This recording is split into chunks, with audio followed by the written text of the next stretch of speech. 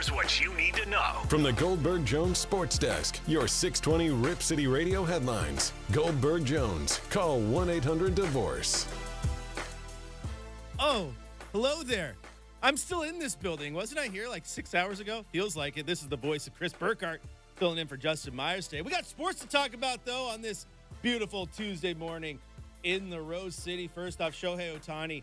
He did make a statement yesterday saying that he's shocked that his interpreter stole money. He never bet on sports, doesn't really know what's going on. He's been swindled by those closest to him. It's an interesting developing story. I don't know if y'all saw this too, but Pete Rose made a statement. He said, hey, if only I had an interpreter back in the day. Shade thrown. In the NBA, speaking of betting, did you see that Jonte Porter of the Toronto Raptors did not play last night as the NBA investigates he may have been placing prop bets on himself? We're going to talk about that one today, too, because who could have seen this coming with sports betting becoming so prominent in our everyday lives? Chris Burkhardt here. The morning show starts next. The home of the OSAA is 620 Rip City Radio. It's RCM with Justin Myers, right here on your home of the Portland Trailblazers, 620 Rip City Radio.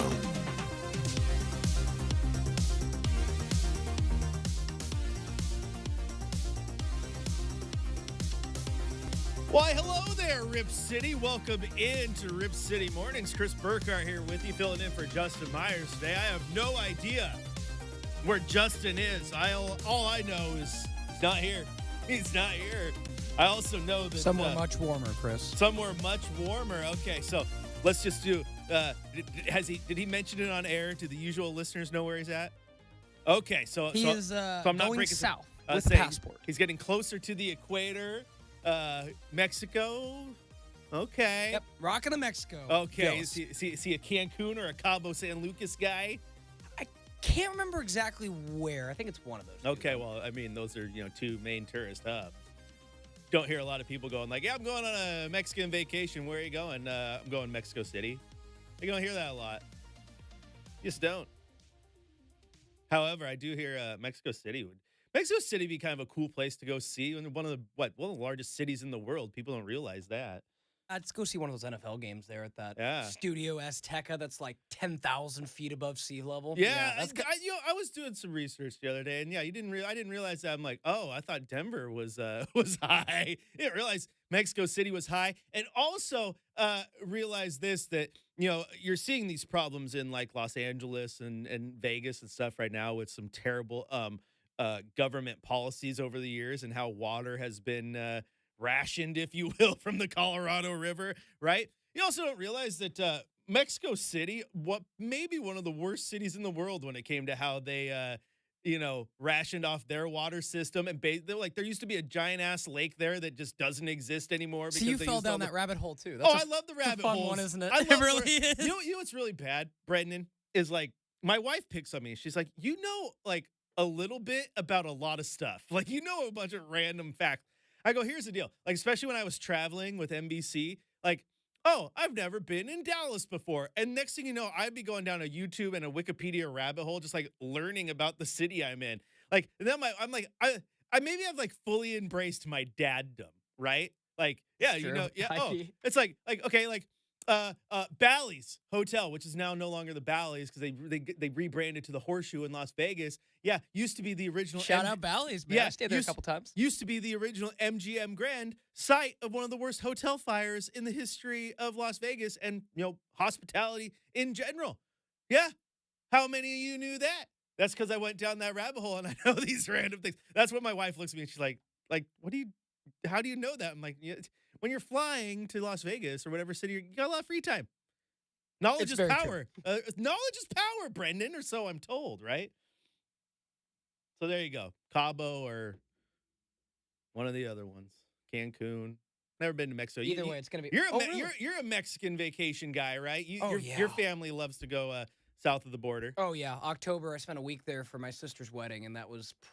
Yeah, there's no ifs, ands, or buts. I tell everyone around me it was the greatest vacation of my life. Okay, so, that makes sense. It holds up, man. I'll allow it. Them all-inclusive places, Chris, it's pretty nice when you know what you're going to pay walking in, and then you're like, wait, I can get another drink? Yeah, it's on the house. I mean, It's a dangerous game to play, man. You're on to something here, and I assure the listener we'll get to sports eventually, but I got my list of things we're to talk about, and 6 o'clock opening segment, it just says, shoot the expletive, okay? Because that's what we're doing. We're just having fun. Now, you're on to something here, and people don't realize this. We're going to give out unsolicited vacation advice here, okay? Now, I haven't done this personally because usually when I go on vacations, I have things planned a little bit different. Or if I go to a island paradise like Hawaii, I have lots of family over there, and that's how I spend my time. But hey, that's a pretty good spot too. But if we're going to talk about spots. Hawaii's pretty freaking Hawaii's great. awesome. But people look at the price tag up front and then shy away from the all-inclusive resort, not realizing that the all-inclusive means everything, right? Like you just said, walking into a hotel, checking in, and knowing that, yeah, every time I want to go to the bar and grab a drink, I don't have to grab my wallet, like outside of like your ID, right? But you don't have to grab your debit card. Oh, you and the missus, or you and your parents, or you and your sister. I know you're a family traveling man, right? You want to go have a bite to eat? Yeah, all inclusive, baby. So I don't have to worry about it's been paid for. So people underestimate the power of the all-inclusive trip. Oh, it's great. I mean, sure, there's a few things like you want to go top shelf booze, you're going to have to pay the difference or whatever. But Chris, that week I had, like you said, wallet got left in the hotel room, phone got left in the hotel room, just had a wristband, you scan it. Oh, hey, I'm going to tell you this what's much. Up. When you have the wristband and you have the all-inclusivity, top shelf, it doesn't matter because whatever the well's giving you that's pouring for free is going to taste really, really darn good. And if it doesn't taste good, I assure you the second one will taste better than the first one, and that will multiply the deeper you get in. I mean, yes, there are good tequilas and bad tequilas, but the margaritas are flowing, things are tasting good, right? So. Absolutely. Yeah, and the best part is like beyond all that, like I got, and I would assume he has it as well, is the weather's probably better than here, Chris. And I don't mean to hate on the great state of Oregon. It's where I'm born and raised, but I'm a warm weather guy. So yes. the weather is probably... I was thinking about that this morning because this is a get off my lawn take. But you know what one of the greatest lies we were ever told as children is? March comes in like a lion, goes out like a lamb. Oh, yeah, it's the weather's always really bad at the beginning of March, but it ends so nice as you start to get into spring. Yeah, tell that to the Portlander driving to Portland or driving to work at 6 a.m. at the end of March with his windshield wipers on full blast just to be able to see the faintly painted lines on 205. Well, I mean, to that point, Chris, I've always had, like, my birthday's in April, so I remember growing up as a kid being, well, it's always going to be rainy at your birthday because, April showers bring May flowers. So it's like, as a kid, it's just like, yep, it's always going to rain on your birthday. Like, that's so miserable. I'm sorry. But, like, you know what I mean? May showers bring June prunes. I don't know. Hey, just keep it going. I mean, you know this, Chris. For people that say, you guys get a lot of rain, I go, that we do, but... it's like when you look around and it can be, 90 degrees for 3 months and it's still green outside. Yeah. That's why. So, we pay a high price to have a good summer, Chris. Hey, the greenery is nice. I'll give you the color scheme in the city of Portland and the state of Oregon is pretty nice. But I also got to thinking too, Brenden, driving in this morning, we're winning. You know why we're winning, you and I? Because I didn't have to call you to save me off the side of 205 to get the show on time. I completely forgot about that until just now. I know you probably haven't. But... Oh, no, yeah. Anytime the low fuel light pops on, I'm like, yeah, getting gas. Learn my lesson. Stressed out. I completely forgot about that. Hey, you still have that gas can? I do. It's in the back of my car with gas in it just in case. Nice. Just in case Dad needs it over here because he's too stupid to stop at a Chevron the night before or the day before when he knows his tank is low. Lessons were learned that morning. Classic. It's always good to have a nice work story that you can always lean on to, right? So there it is. That's what I was thinking about. I almost took a picture of the exit as I drove by just to send it to you. But hey, we made it. We got lots of sports to talk about today. You know that, right? Hope you're ready to talk Shohei Ohtani. Sports betting is going to take over today because there's a lot of the sports betting stories. And one of them, I think, as I hinted at in the update there with Jonte Porter and the Toronto Raptors, like that one might be flowing under the radar a little bit because Shohei's getting so much play, but a player possibly putting prop bets on himself, like that's yeah. Is this Wow. like the worst case scenario for like betting when they announced that they wanted to make this thing legal, Chris? Like these are the people who said it's never going to end well. Like this is it. And no disrespect to Jonte Porter, but like for a guy, Chris, who's really not relevant in the NBA, like, you know, no disrespect, but you kind of know what I mean. Being a two-way guy and, you know, not really being high up as far as stat averages and whatnot. No, if you're signing 10 days or player mins, man, there's incentive there to want to make money, right? Yeah, and you've made it so prevalent that totally. And this to me, like the same kind of thing, like reading the intense details that ESPN put together, kind of hard to. I don't think Jonte has much of an excuse here, Chris. Like Ohtani, you know, say what you will, but he is. I don't know, just the interpreter is the shield right now. Whether that's right or wrong, we don't know. Jonte Porter's like, hey, it's just me. So, you know what I mean? Like, we'll get to it. We'll have our Shohei talk here too, but might even talk a little NCAA women's hoops because I know I have someone in the building today that understands women's hoops quite well. And of course, as long as the Beavers keep dancing, you can keep listening on our sister station, 1190 KEX, official home of the Oregon State Beavers. I did get scolded, though, by Michael Shacker because he said he has been scolded many a time by Ron Callan for referring to them as the Lady Beavers. They're not the Lady Beavers. There is only one lady team, and that's the Lady Vols. And you know what? That's another. This entire episode should just be get off my lawn. Because get off my lawn with that nonsense. The Lady Beavers, Lady Ducks, Lady Huskies, I don't care. It flows well. It sounds good. Doesn't even have to be their official name. It's just the ladies on the floor, man. I'll say this. I used to say it and use it in, you know, Chris, I cover the team, I write articles, until I had a contingent of people say they, you know, if it's not their name, there could be some offense there. So I just chose to. Oh, everybody taking offense to everything. To alternate around. But yeah, I mean, you know, I don't think it's too, but like, you know, it's there. Like you said, there are the lady volunteers. There are the. See, but people say this, and I get it. But you know why I like to say Lady Beavers or Lady Ducks? Because I don't want someone to think that I'm talking about the other basketball team. I like to differentiate. That's why. Yeah. To be perfectly honest, Chris, is anybody talking about Oregon women's basketball or Oregon State men's basketball this year? No. Yeah. So I think we're good. But yeah, you know, I like to say Oregon men's basketball, and I don't mind saying women's basketball, but Lady Beavers just flows. It sounds good.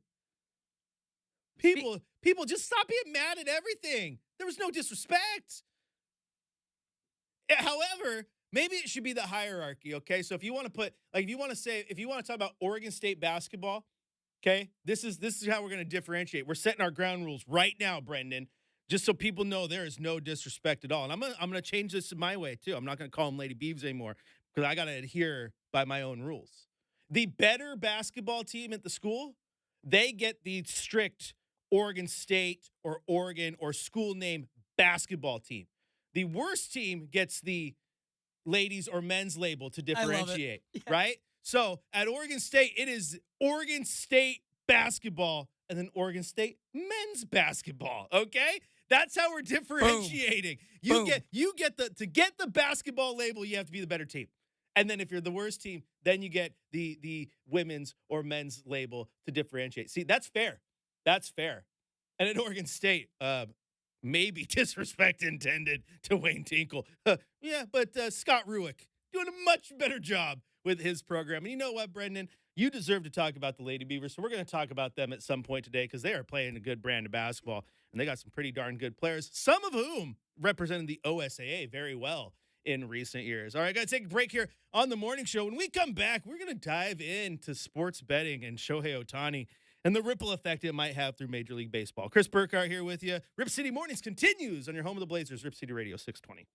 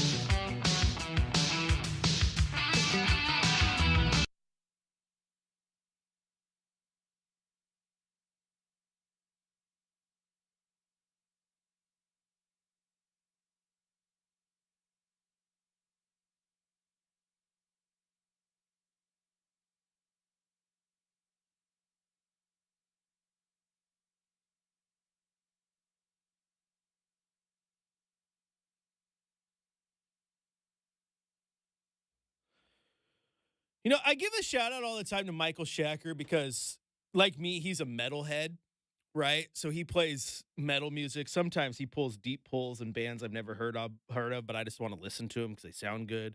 He knows I'm a Metallica guy, so he plays Metallica all the time. And then I have a hard time starting the segment because I just want to rock out in my head. Brenden gets a shout out in the other way because playing like the stadium club beats, like I just like I feel like I feel like we just came out of a big important timeout.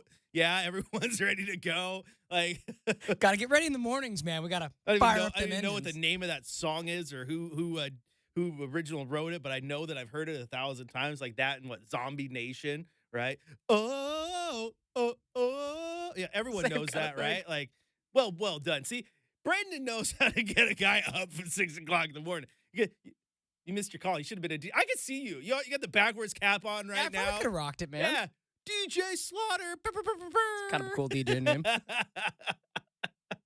Well done. Hey, let's pivot real quick. I said we're going to talk Shohei, but when breaking news happens, you got to talk breaking news, Brenden. And there's some breaking news coming out of the NFL where it appears that 29 of the 32 owners have voted to change kickoff rules. Why are we changing things that really don't need to be changed in the interest of safety, apparently? Yes, exactly. So we're deep. We're diving into this, but man, like what's going on here? I don't understand concussions and player safety, and I mean, what you should ban next if we're banning player safety, right? Or banning player safety. If everything's in the interest of player safety, well, maybe you shouldn't be allowed to jump on the sideline before entering the field because we saw that happen to the 49ers in the Super Bowl, right? Randomly blew an Achilles just, getting ready to jump on the field. Injuries happen in the sport, right? And as you pointed out during the break, as if the injury bug is infinitely worse on kickoffs compared to any other play. Like, you get super athletes running super fast. I get it. But it looks like, Brenden, and you can correct me if I'm wrong here as we're diving in, because like I said, this just happened. But, yeah, they're taking more of the XFL approach where the two teams line up and you can't move until the ball hits the ground after the kick or is caught within the receiving zone. But why are we always trying to fix stuff that's not broken, Brenden? I don't get it. Yeah, I mean, it's one of those things where I almost wonder, Chris, if like they needed to pivot to find something to change this offseason because the NFL, kind of like how a couple years ago they're like, oh, we're gonna, in response to the no call between the Saints and the Rams, right, where the Saints absolutely got hosed by the Ram, and they're like, okay, now we can review pass interference. Then they got rid of that. So now I almost wonder if this is coming up, Chris, because like 3-4 weeks ago, everyone was like, oh, they're going to ban the tush push. Then as they got to the meetings, it's like, oh, we're not going to ban the tush push. And I didn't really even hear this was on the chopping block until like now. So I just wonder if they had to pivot. They're like, next thing on our agenda, kickoffs. Yeah, okay, and there's another one. Ban the tush push. Why? Because the Philadelphia Eagles have a really good offensive line and a quarterback who can squat a Mack truck. And so they're really good at running a quarterback sneak. So let's ban it. Oh, why? And then they're going to make up some nonsense about player safety because I've seen so many players just obliterate themselves on a quarterback sneak. Like, come on. What are you doing? One team's really good at the play, so we're just going to ban it? No. Learn to defend it. Load the box. Yeah, but if we do that, maybe they'll run a fake and they'll pass the ball and they'll score a touchdown. And what are we going to do now? I don't know. Play the game. Now, it's interesting. So, yes, it's this idea. Again, it looks like right now you got a team lining up on the 40-yard line, the other team on the 30-yard line. Looks like 35 there. A small gap between them. And, yeah, they can't move until the ball is in the landing zone, which is essentially the red zone, 20-yard line in, or it hits the ground. So, it's just that's weird to me because with no momentum, that means there's going to be more long kick returns. So you're going to have shorter fields, which eliminates watching great offenses. Like, I don't know. I think at this point, Brenden, I am team just eliminate the kickoff. Just get it out of there. Like, why? You're not like necessarily those special teamers can do other things, and those kickers can still kick. So it's not like you're going after anybody's job. And I don't think like anybody would be maybe somebody who's watched football for longer than I have would be like, destroying the beauty of the game, getting rid of a kickoff. Like I said, I was telling you between breaks, I've seen the college game. I've seen now where Oregon State doesn't really return kicks all that much. You wave for a fair catch at the 10 and you get it at the 25. So it's like, if they keep incentivizing teams to not do kickoffs, Chris, no one's going to do kickoffs. Yeah. I'll say if it were me and I were changing kickoff rules, I would just move the kicker back 10 yards to eliminate the kicks out of the end zone and get more kick returns, man. Kick returns are fun. I like current kick returns. And you know what? It's like, I think I'd rather be blown up. Like if I, as a football player, I would rather run a kick return, see a guy coming at me full speed and be able to brace for that hit rather than be a wide receiver who gets left out to dry by a quarterback who hangs one over the middle for a linebacker to just blow him up unprotected, right? Like there's so many hits. And even like the hip drop tackle thing, right? Like I get it. It's a dangerous tackle, but tackling is inherently dangerous. Like how are you supposed to... Sometimes you just change the game just a little too much. I don't know what's going on. Justin's great saying on this show is, it's fine the way that it was. Why do we have to change it, Chris? And like sometimes we don't have to change things just for the sake of changing them. You know what? That's the thing. You don't have to. Like you said, we were going to ban this one thing, but we didn't ban. Oh gosh, what are we going to do now? We have to ban something. We have to change something, guys. Otherwise, people are going to think that we're not doing our jobs. Like I don't. Oh, yeah. Everyone out thinking the room. The owners did it. When was the last time any of those owners had to take a hit? So I don't know. We'll see. It's probably going to be like everything else because the NFL and the NFL is king. They're going to end up doing it. And then we're going to be like, oh my gosh, this is the greatest change ever. I like it so much. But change is bad. Like I'm the guy too. Like, the websites that you peruse often. Whenever they do a format change, oh my gosh, I don't like it. I don't like it. Why'd they do this? And then, a month later, like, oh, I don't even remember what the old one looked like. This is such a nice website. We'll see. I don't know. XFL continues to be, people don't realize this. The XFL continues to be a breeding ground for NFL rules. Like the Skycam that is so prevalent in NFL broadcasts now. Yeah. Where'd that make its debut? The XFL. That's where it came from. Maybe the NFL should develop bring back the old XFL coin toss system. Did you remember that one? In the original XFL?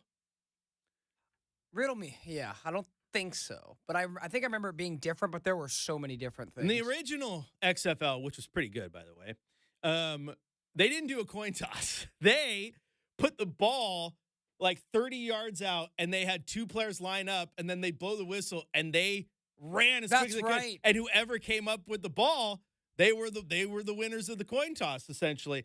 They banned that one because there was an injury every single time they did it. Now, that one makes sense to get rid of, but, the NFL, it's crazy. Now, back on track here, because we got to do a little more research into this kickoff thing, but that's just some late breaking news coming in on the show. Back to Shohei Ohtani, Brenden, and again, interesting stuff coming out of camp there. If those of you have been paying attention, his interpreter apparently may have been placing bets on Shohei's behalf or not. We're still hashing out the details either way. About $4 million ended up going missing from Shohei's account. Now, originally it was like, oh, yes, he was helping him pay off his gambling debts. And now the story is like, no, he was stealing that money. He doesn't know how he got it. It's very murky situation. But we got audio for you because yesterday Shohei Ohtani did finally make a statement. He held a press conference, didn't answer any questions, but did make a statement. So I never bet on baseball or any other sports, or never have asked somebody to do it on my behalf. And I have never went through a bookmaker to bet on sports. 本当に数日前まで、彼が、そういうことをしていたっていうのも、全く知りませんでした。Up until a couple days ago, I didn't know that this was happening.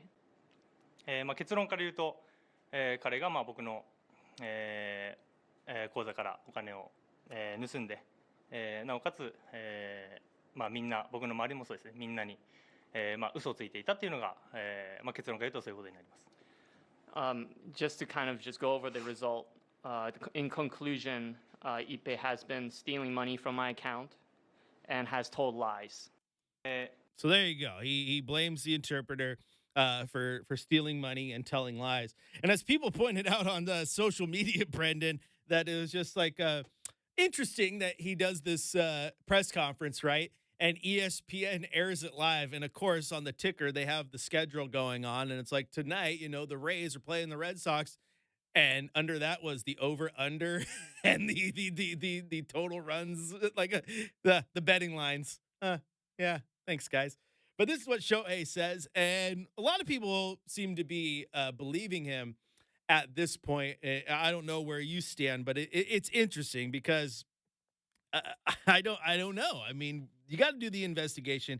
You got to figure out what's happening. Never ever has there ever been a situation like this where said player comes out and just goes, yeah, I was betting. I had a bookie. I was trying to get it under the table, so I gave the money to my interpreter and had him do it, right? Everyone comes out with the, yeah, I wasn't doing it story. This one does seem interesting, though, because I just think Shohei, being in the situation he's in, I don't know. Do you take that risk? Because you literally have everything to lose, right? Yeah, this is interesting. I'll say this first, Chris. Savage, an awesome move by Pete Rose yesterday. Like, literally, when he jumped on there, I was like, wish I had an interpreter. Regardless, well-timed, and sometimes you just got to know how to, get that little vindictive knife twisted just perfectly. So shut up, Pete. But going back to this, I don't honestly know, Chris, where I ultimately stand because there's so much information. But I will say this. To your point, it just still smells funky to me, and that's where it's like, until we get more clarity, I just don't know what you can say because, like I told you, it's one of two things. Either he did know about it, and we're getting the wool pulled over our eyes, or he is the most naive rich person and has the worst friend/bank. Again, Chris, I'm no expert, but when I send money out of my bank account into another bank account, Wells Fargo sends me a text and says, hey, you've transferred $100. What do you think they send when you transfer hundreds of thousands? So I have a really, I'm a little more skeptical. But also, here's the thing. If so-and-so had access to your account, or Ipe had access to Shohei's account, and you're stealing that much money, you're involved, right? So if you have access to even get to the point where you can get that money sent out, who's to say you didn't have access to make sure those text messages just happen to go to a different telephone number? That's a good point. You know what I'm saying? Like, if you have access to the bank account, you had access to a lot of things. So, and again, that's all hypothetical. You and I are not full-on detectives yet. You never know. We might be Butcher Slaughter LLC or something. I just threw LLC out there. Classic, I know man. people That's what put I said. that You never on know. businesses. I mean, life is long, man. Doctor, professor, butcher, and the slaughter. But you never know.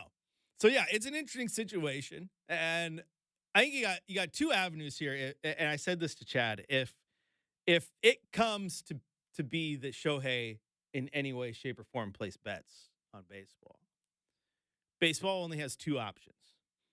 Option A is a lifetime suspension for the current best player in baseball, which I don't think they want to do.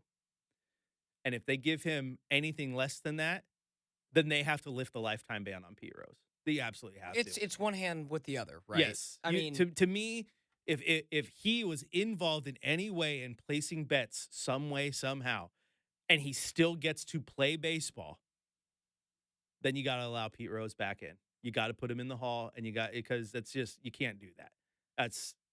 That'd be asinine. However, I don't particularly think at this point in time, gut feeling tells me sticky situation, weird things happening. I don't think Shohei was involved in betting. I just don't.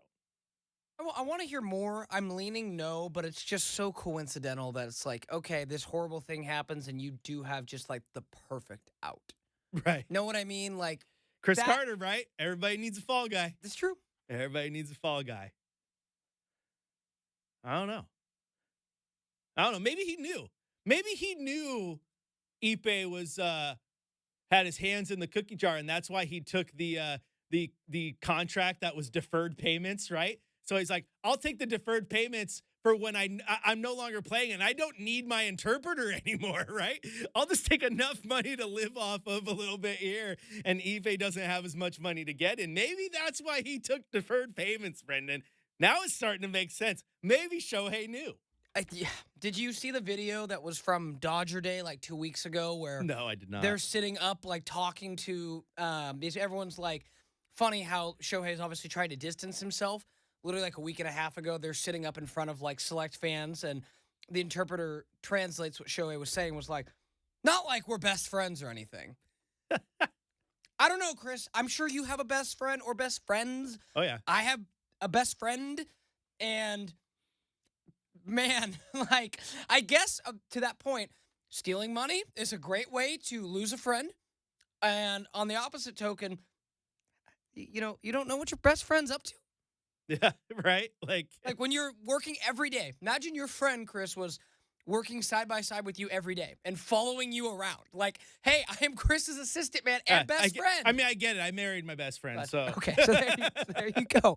But you guys work different jobs. Like, you guys know what I mean? Like, every second, you know, it's like, yeah. So it's just, there are so many layers. I have questions still. Oh, yeah. No, I still have questions. And I think this one might be it might take a while to peel back all the layers to it, right? We'll see what happens. I say gut tells me right now, I just don't think Shohei was involved in betting. It was interesting, though, listening to some other radio broadcasts about it, because I was just like, some people love to talk about sports when it's quite obvious they don't watch that sport, because it cracked me up. And no, two bros and a cup of Joe, you guys.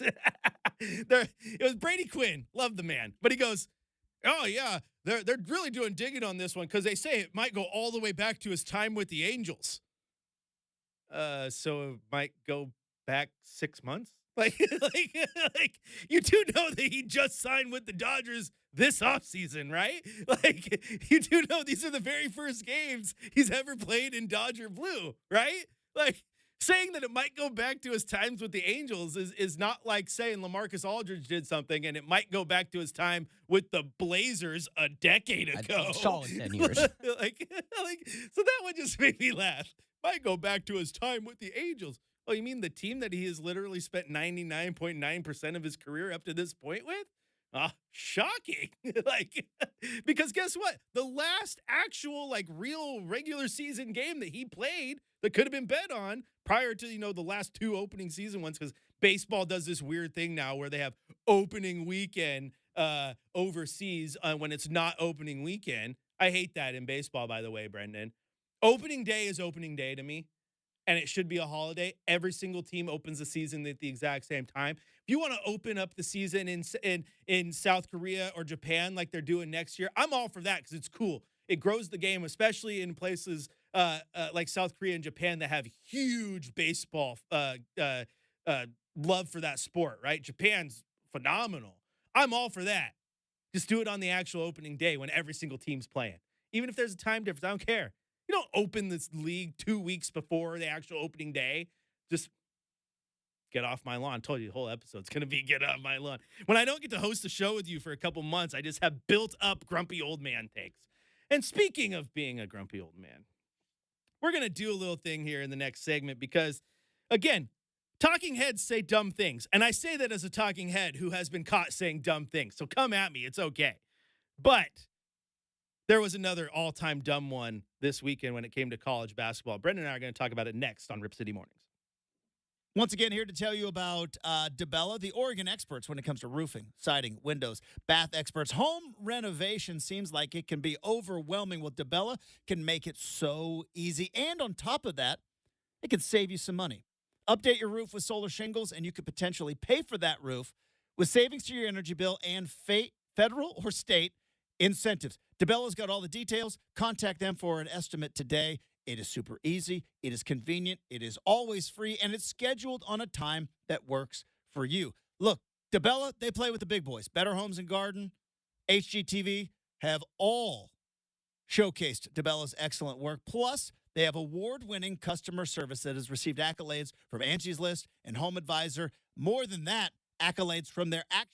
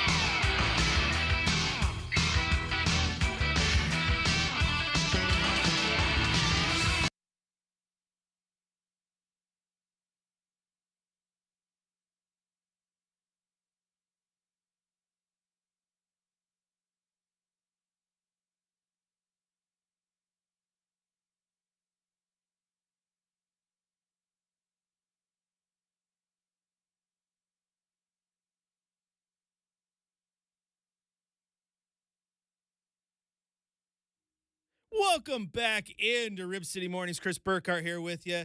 Having a nice, fun morning here with Brenden and filling in for my man, Justin, who is probably, getting ready for a nice long day on the beach, toes in the sand, drinks flowing, all-inclusive resort living, I'm assuming. Justin probably is. Justin seems like the guy because he is always full of energy, right? 100 miles a minute. He seems like the guy that probably knows how to relax when he needs to. You know what I'm saying? So a shout out to him. I'm always glad when he takes vacations because it means I get time in front of the mic, my man. And not everybody deserves time in front of the mic, Brenden, okay? Because the more you talk in front of this thing, the greater chance you have of a foot in mouth moment, right? Now, I'm going to pick on talking heads. That's what I do.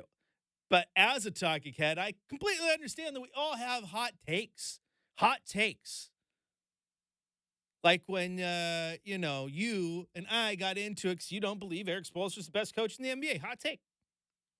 These young kids don't know talent. That's, Oh, speaking of young kids, I got a story for you later that you're going to enjoy. You got to remind me of Air Jordan, okay? Okay. But the thing is, when you and I debated Pop and Spo, right? That's an actual debate, right? People lean one way or the other. There's great coaches of all time. There's arguments to be made. What happened on ESPN here, there is no argument to be made. Some people just like to say stuff. And this one did exactly what it was supposed to do. It generated conversation. Because sometimes I think these talking heads don't really believe what they say. They're like, hey, producer man, you want me to generate some content? All right, I got you. But this is what happened on a conversation yesterday with Mike Greenberg talking about how good UConn men's basketball is. Oh, Burkhardt, you can't. What you got to do is you got to unmute the website first because I don't like all the sound coming through. But here we go. If they were in the NBA's Eastern Conference, would they make the playoffs? I think I'm looking at teams that are 8 games under 500 in the play-in right now. They're better than. I'm not doing that. I'm not doing that, Greeny. I'm not doing that. No. Listen, I got to pick with Orlovsky. No. He suckers me into a bet. I got to make. He's betting me dinner at the Polo Bar just because I can get in and he can't. And the next thing you know, and I'm trying to. It's a 9-1 odds, and he's like trying to make me a bet on dinner and all of this. It's ridiculous. UConn's an NBA team. No, they're not. They're not. They execute like one, but their talent level, I would not say, would be able to make the play-in. Look, the mere fact that we're having this conversation, I think, says it all. They had no chance. Yeah, I'm not going to go that way with you, Greeny. Here's what I will say about the fact that we're having this conversation only proves that you're dumb. Like Brenden knows college sports. Okay, he my family, okay, we're very into Disney, right? And there's a song that might have been written in advance for you. Maybe it was Time Travelers, but it's a Poor Unfortunate Soul, right? You know that song? You are a poor unfortunate soul because you have to sit through Oregon State men's basketball. Okay, like I said, remember our rule that we already set in place. You get the basketball label, no men's or women's. You just get the straight basketball label if you're the better team. So the team that's currently dancing is the women's team, and they will now be referred to as Oregon State basketball. Oregon State men's basketball, on the other hand, they got some work to do. Now, UConn is very good, okay? UConn, if they played an 82-game slate in the NBA, they're not winning. They're maybe winning, what, a game? 2? Maybe they reach a night where it's like the Blazers starting 5 rookies. But let's think about that, okay? Last night, the Blazers, Brenden, they started 5 rookies for the second game in a row. And those guys, okay, Scoot Henderson, G League Ignite. Dwop Reith is a 27-year-old rookie who would probably just be able to back down any guy UConn has in the paint and go ham. Chris Murray was the best player on his Iowa team. Tamani Kamara was the best player on his college teams. Delano Banton was playing, and he threw up 28 points on 11 of 29 shooting. Have fun guarding him. And the list goes on and on. Rayon Rupert, who's just 19 years old, was able to go. These are NBA-level talents. You take the best player off of every single college team remaining in the tournament, all 16 of them, and that makes you a 16-man NBA roster. And the best player off all of those teams, they are winning maybe 5 games as an all-star team. This is ludicrous that we continue to have this conversation every single year. Oh, the best team can totally stand a chance. No, they can't. I used this example yesterday when I brought this up on game day, Brenden. Oregon State baseball. One of the best baseball programs in the country. Very, very capable of winning another national championship. You put them in Safeco Field, 1, 2, 3, you're out. 1, 2, 3, you're out. 1, 2, 3, you're out. And the best pitcher on your staff, he might get a couple past him, but Julio Rodriguez, he's hitting bombs. Sorry, guys, college is great. They ain't competing with the pros. That conversation is it starts and finishes. You're absolutely right, Chris. And it's honestly, and no, not I mean, but it's like a disrespect to the guys at the top level because it's to put college players in that mix. It's just, I don't know. I think you have to prove it at the highest level, and those guys at the top have proven it. You know what I mean? Yeah. Hey, Central Catholic just won the OSAA 6A football championship this year, and basketball. Do you think they can beat Colorado, the worst team in Pac-12? Yeah. No. Shadur Sanders throwing for 1,000 yards and rushing for another 500. Like, no, it's just not happening. Just logically here. Doesn't mean the college sports aren't great and those guys aren't athletes. Let's just be smart here, people.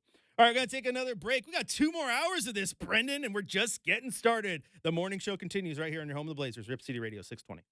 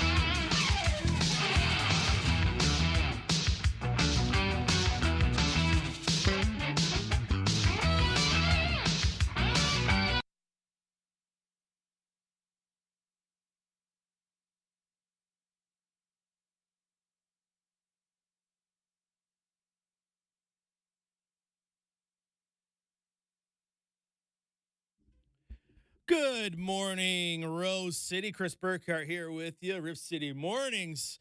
Got 2 hours left to talk sports. Still got plenty to talk about because, man, there are some storylines. First off, breaking news out of the NFL. 29 of the 32 owners have approved changes to the kickoff format, more in line with the XFL, where you have one team lining up at the 40, one team at the 35. Neither of those teams can move until the ball hits the landing zone, which is essentially the 20-yard line to the goal line. If you want to know what that looks like, just look up XFL kickoffs.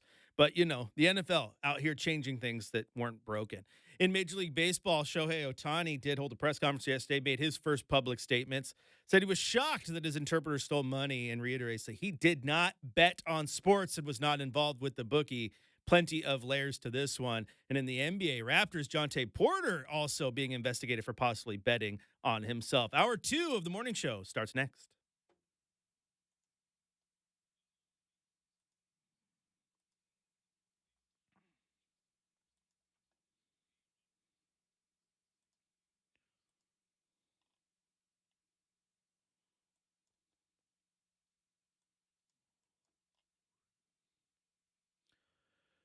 Welcome into Rip City Mornings. Chris Burkhardt here with you, filling in for Justin Myers. He's out on a little vacay. Well-deserved, much earned, so good on him. And Brenden, I said I got something for you here. And that is totally within your wheelhouse. I randomly stumbled upon this the other day, okay? And now it's on my high up on my vacation list, since we're talking about vacations. And I don't know, have you ever thought that you would have a reason to want to go vacation in Belfast? If there was ever a Titanic-themed reason, that would probably be it. Now, let me tell you what, good sir. That's why I bring this up, because you love the movie Titanic. You like the ship, the Titanic. Me, myself, I am a Titanic buff.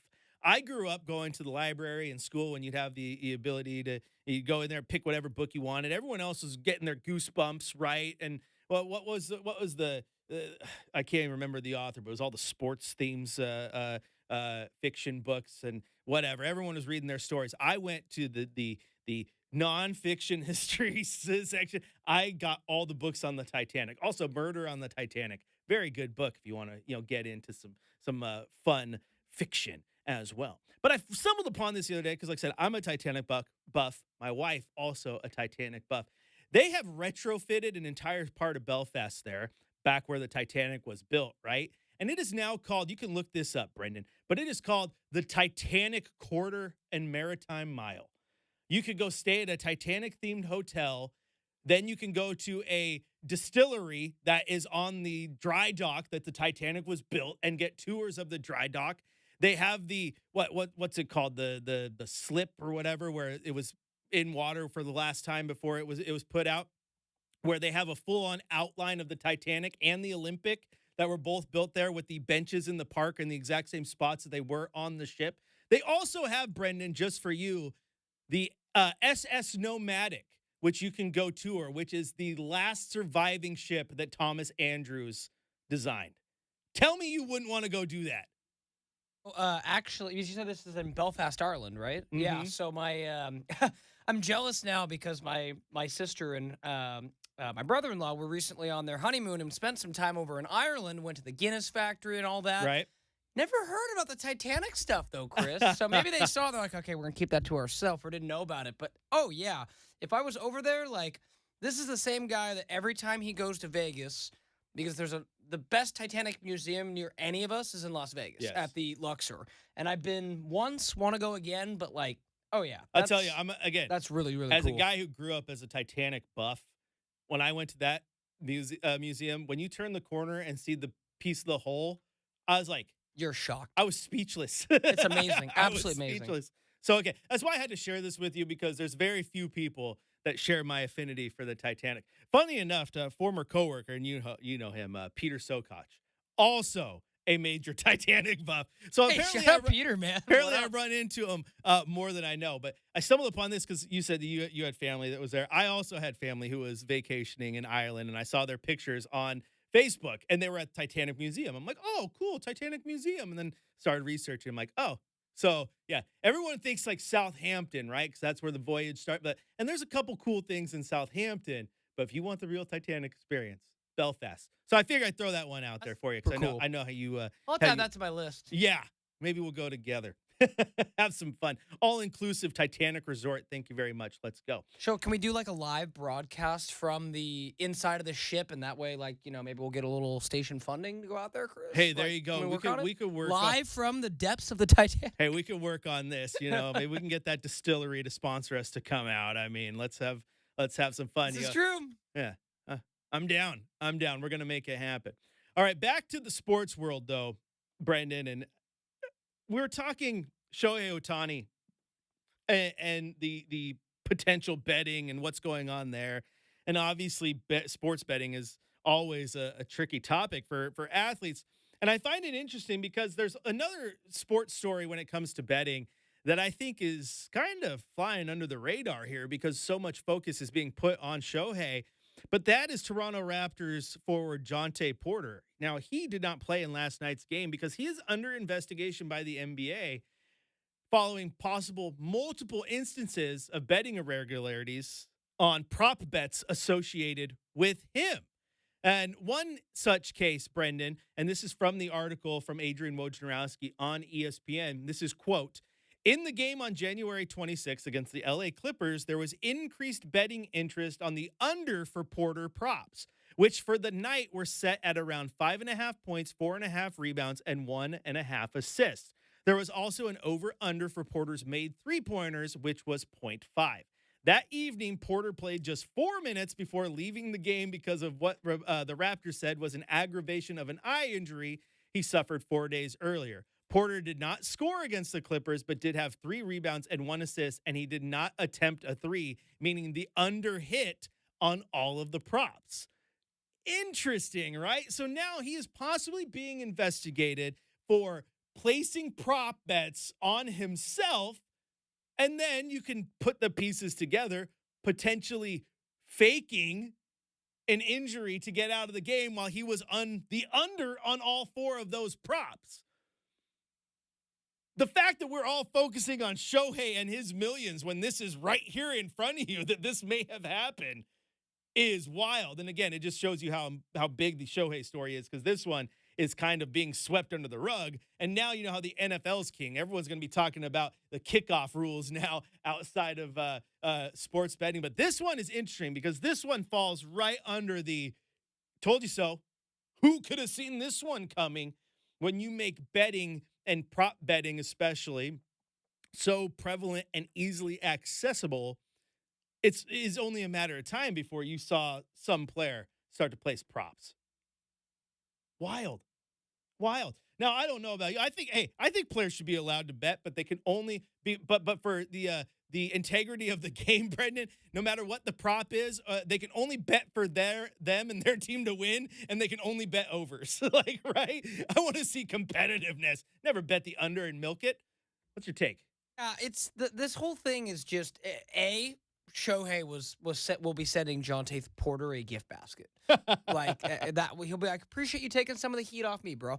But to the point itself, when I saw this, Chris, I was like, what in the world is happening? Like, just take a minute and let's just take a step back with everything that's happened recently in sports betting, right? So you go back in like the last calendar year, like remember Calvin Ridley got busted. That was kind of the big one when it's like, oh, found out he had a DraftKings account and was making parlay bets. Right. Okay. Then we found out that, recently Shohei may have been involved in this. Then we find out Jontay Porter been involved in this. Then, we've learned, and I'm sure you've heard, Chris, from doing game day and whatnot, the comments from JB Bickerstaff, the Cleveland Cavaliers coach, about how he's like, I've basically been threatened over gambling stuff before. And I believe I saw a quote last night where somebody asked Will Hardy, the Jazz coach, about the same thing. And he's like, well, I've never been threatened, but to say that I haven't heard from the stands, hey, make sure so-and-so gets another rebound. Or he's like, it's a real thing. So I think that, like, to be honest, Chris, as someone who does not take betting seriously and is like betting is kind of a fun, hey, throw a few bucks down. It's not obsessive for me. I'm with you. Nope. Yeah. And it never will be. I have a hard time understanding it, but then again, when you look back on it, like this that's coming up is like the things you did not want. You don't want Shohei Ohtani, the star of baseball, to be involved in any sort of gambling.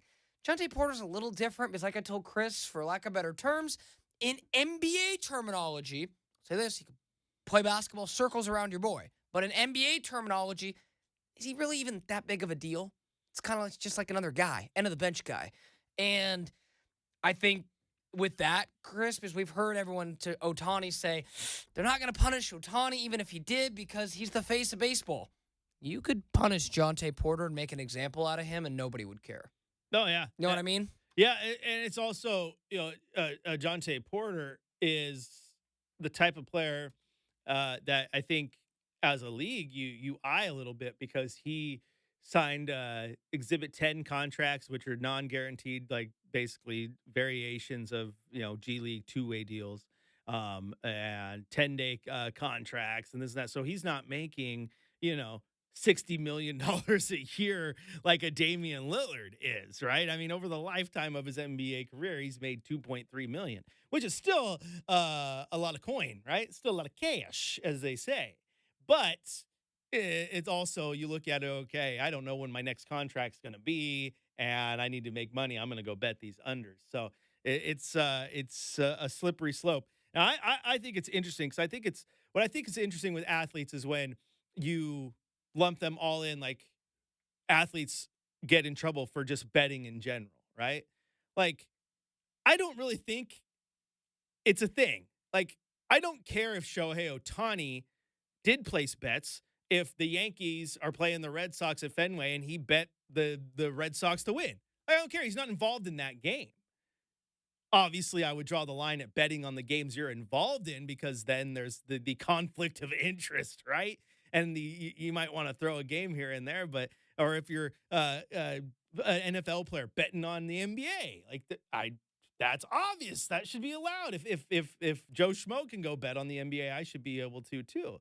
I should just, I should be able to go, like if sports betting on radio was a thing, like if you could bet on what's Brenden and Chris's out time, are they going to go out over or under 7:15? Well, I shouldn't be able to bet on that because I know when I'm going to go out, right? I have the control. It's interesting. But sports betting's so weird because in some places, I think Minnesota's one, off to check exactly, but you can bet on pro wrestling. That's predetermined. That's a real slippery slope too. I'm with you, man. I like to throw like $5 here and there. That's why I just stick to it's fun for me, right? I just stick to the video slots in Vegas. It's like a video game. If you get me at like a blackjack table, sure, I'll put $10-15 down a hand. But like when I hear this, I believe if my numbers are correct, Chris, the interpreter was like several $100,000 in the hole, or maybe it was millions, or total millions have been bet, or whatever it was. But like, I've been like, haven't you ever heard of the like Chris on DraftKings? My thing has this thing, and it's like, hey, it will not let you deposit more than this amount of money in per day. So like, for me, it's like $30. You know what I mean? There are limits. Yeah. So as someone who's not obsessed, it's hard for me to kind of wrap my brain around that. Hey, see, there are some people who bet to try to make money. You and I are more in the never bet more than you're willing to lose category. 100%. Yeah. I'd rather put that money into like, what do you call it? A IRA? Get into real, like save for retirement, man. I don't need to gamble it all now. Yeah, now you're talking. All right, Brenden, we got to take a break, though, because I got on my list. It says make or misses next, and I love these fun segments where I have no idea what you're going to ask me, and I have to, improvise on the fly, show off my sports brain. It's coming up next right here on Rip City Mornings.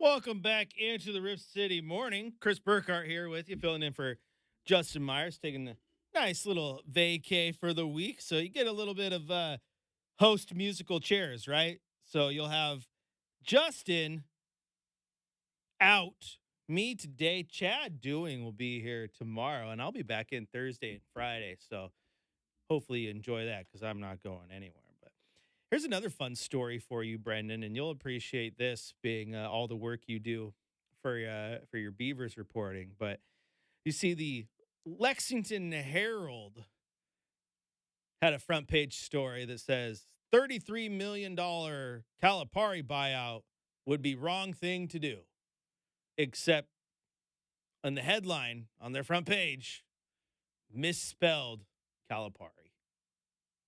Womp, womp, womp. Okay, that's really bad. That's really bad. Someone's getting fired today. I'll just say that. I mean, I've misspelled some stuff on social media, some of them the actual posts that go out, but at the same time, my social media posts don't have a copy editor. You know what I'm saying? Now, So you know this, like the newspaper, the nice thing is, like, you and I could go on and I've even done this before where there's been a typo in a headline. But the beautiful thing is, internet, you can change that. yeah, Justin. Sorry, Chris. Takes some getting used to. it's all good. Chris, if there's a, with that point, like, I don't think so. Stop the presses. Nope. It's like, it's going to be out there. So a little tougher for the old newspaper. A lot of overhead, Chris. Retraction and all that. Yeah, absolutely. I thought that was funny. But I'm not going to dive into it too much because I'm not like Justin, even if you want to call me Justin, okay? I don't wait until 7:38 to say, all right, let's fire up, make or miss, all right? I like this segment. I like your random questions. So let's do it. Let's fire up, make or miss.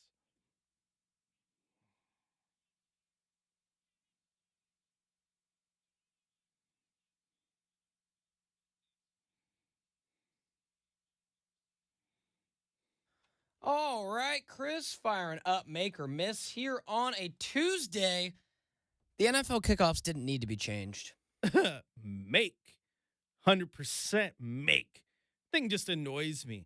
Like, So for those that weren't with us in the first hour, Chris, you had it perfectly, a little bit better than I did. So we've moved to the XFL. They're now, going right? with the XFL model, all right? So the kick's coming from the same spot. The kicking team will line up on the 40. The receiving team will line up on the 30 or 35. And then the receiver will be in what's called the landing zone, which will be the 20-yard line to the goal line. And neither team's line can move until the ball hits the ground or is caught in the landing zone. Then they can move. They're trying to eliminate the big hits and this and that. But you know what's interesting about this, Brenden, is that so much emphasis and all that is put on like the 40-yard dash and all that. These guys are going to be getting up to top speed anyway in that short amount of time. They can run a 40-yard dash in 4.3 seconds half the time. But they're trying to do this for safety. And I do think Brenden hit the nail on the head. I think they wanted to eliminate the brotherly shove, which is the more that is the better name. It's way better than tush push, by the way. The brotherly shove, and they're like, no, we aren't going to do that. Oh, well, now we're scrambling. We got to find something to change. They flipped a coin. It was like, hey, heads, we're going to move extra points back another 5 yards. Tails, we're going to change kickoffs. It is tails. All right, we are going to change kickoffs. We didn't really need to, but we need to change something so everyone knows that we're working really, really hard over here at the NFL front offices. Good work, guys. Let's go have some beers. Like, that's how that went down. It's so dumb. Like, the XFL did it, and I get it because the XFL, it makes sense because within the XFL, what you don't want to be in the XFL is just a 100% rehash carbon copy of the NFL, right? You are played at a different time of the year, and then you want to do something that just kind of differentiates yourself. And that's what was really good with the first go-around of the XFL. They did a lot that worked. They did a lot that didn't, but they tried to differentiate themselves, right? So the XFL can be your testing ground, and you can do these stuffs. but there's no reason. The kickoff wasn't broken. They're trying to eliminate big hits and this and that, but A, that's just part of football. B, it's not as if the every single time a player gets tackled on a kick return, it's a guaranteed injury or something. Right? It's just sometimes I think these guys just want to outthink the room. We got to change something. So yeah, I don't think the kickoff was completely broke. I didn't think it needed a rehaul. Like I said, if anything, I would like the touchback to be de-incentivized so we get more kick returns, because the kick return's fun. I like watching a guy take it 99 yards, 100 yards to the house, right? So yeah, this one is weird. I don't like it. Yeah, it did need to be changed. That's a make. Yeah, to me, it just seems like, they didn't really have something that they wanted to do at these owners' meetings. It seems like, going back to your point, every year they have something they want to do at these owners' meetings. So I think with all that, you kind of look at it and realize that if it doesn't hit well, Chris, they could get rid of it, right? Because like I said earlier, they did the whole, hey, we're going to review pass interference for a year. And then a year later, they're like, as it turns out, no, we don't want to do that. So I don't know. I mean, be honest with you, Chris, I haven't watched enough XFL to confidently say about the kickoff. What are your thoughts on it? Could it be fun? Is there any kind of fun to it at all, or is it ruined? For me, I don't like it. I don't like it. I think it's trying to make the kickoffs, like I said, it takes away the hits. I almost think if you watch the XFL, it's a little bit easier to run off a big field goal, or a big kick return. But I don't want a kick return to the 50-yard line or one to the house to become commonplace, right? Like, I like the idea that it was rare to see a kick return. That's what made guys like Devin Hester so cool, right? Or if you're an Oregon guy like DeAnthony Thomas, right? Like the punt returns and this and that. Like, I don't get it. Like, no, I don't think it's gonna fix it. At this point, if you're gonna keep changing the kickoff, just get rid of the kickoff, man. Dumb. All right, let's go ahead and open up another one here, Chris. Ooh, I hope you've kind of seen a little bit of this. Justin and I talked about it a little bit yesterday, but Deion Sanders is acting more like an agent than a coach or a dad. Oh, gosh. Without question. Without question. This is where things get so dicey when you have you're a college coach and you have your kids on your team. Right? Because are you a coach? Are you an agent? Are you a dad? Which one are you going to be? And this stuff right here, you're already throwing out this. I'm sure this is what you're alluding to, right? Already throwing out this a rehash of Eli Manning could be on the way because Shadur doesn't want to play with this team or this. That. He's totally playing the game, man. And it's wild to me. He's been doing it for a while. He's yeah. I think parents are going to forever be associated with this, but he is the athletically talented and famous version of the ball father. Like he is LeVar Ball. And the thing is, he is also one of, if not the greatest defensive backs of all time, and is a pretty decent coach. And he's trying to put his kid in the best standing. But it's crazy to me because you even have Shadur coming out, right? And this whole why didn't you come out this year? Because I want to be the first quarterback taken off the board. Like, I like Shadur's talent. He ain't going number 1 overall. Like, if you take him number 1 overall, you're just buying into the Deion hype. But yeah, I think it's a miss. I think Deion is 100% playing agent for him. And this is where I think it's dicey, because if you are the quarterback behind him, Brenden, or what if you are the star running back on Colorado, star receivers, like, is he going to play the exact same agent role for Travis Hunter? Right? Is he going to start putting out there, Travis definitely needs to be top 5. Look at this. He needs to do that. He needs to do that. I'm going to start talking to teams on his behalf. Or are you only talking on behalf of the Sanders boys? That's where it becomes dicey. And that's where I think you start to run the potential of losing any momentum you have as a head coach. Because if you're only going to go to bat for certain players, kids are going to see that. Well, and again, I choose to just think everything you said's on point, Chris. And then, I choose to think about it in the context that I can understand it, which is like, for instance, I haven't spoken to them personally yet, but Chris, Oregon State has 2 players that were starters on Colorado's offensive line last year. Mm-hmm. Deion said they were all terrible. and said, yeah, I need to replace my entire offensive line. Like, they're terrible. So I'm just curious when we get a chance to talk to them, like, what's the vibe of being told, like, you're either one of Deion's guys or you're in the way, which is kind of what I've heard, and to that, Chris, I just don't know. I don't know. We've said for a while we don't think this is going to work. I still don't think this is going to work. Now, maybe he proves me wrong, but it just, I'm not sure if you heard, like a week ago it came out that Deion has never done an in-home visit with a recruit. Yeah. Right? And it's like, I don't care if you're Deion, man. Jim Harbaugh did like 200 visits this last year. Nick Saban did hundreds of, like, Dan Lanning, I guarantee you, was in every living room in the country. You can't, like, do the, I'm trying to think of, like, the best example, but just like you can't be lazy in college. Let's put it in terms I think even a non-sports fan can understand here. And Deion Sanders' coaching approach is the equivalent of a social media post that went viral, right? It doesn't mean that you have unlocked the key to making good content. It doesn't mean you even know what you were doing. You did something right at the right times, got lightning in a bottle, and you went viral. I don't think the approach that he's taking is going to work long term because, and I've talked to so many recruits, as have you, and listened to stories overall. And a lot of the time, you know what sells them on certain schools? It's that coach sitting in the living room talking to their parents and getting in the ear of their parents and then selling their parents on this, because that's a big move, right?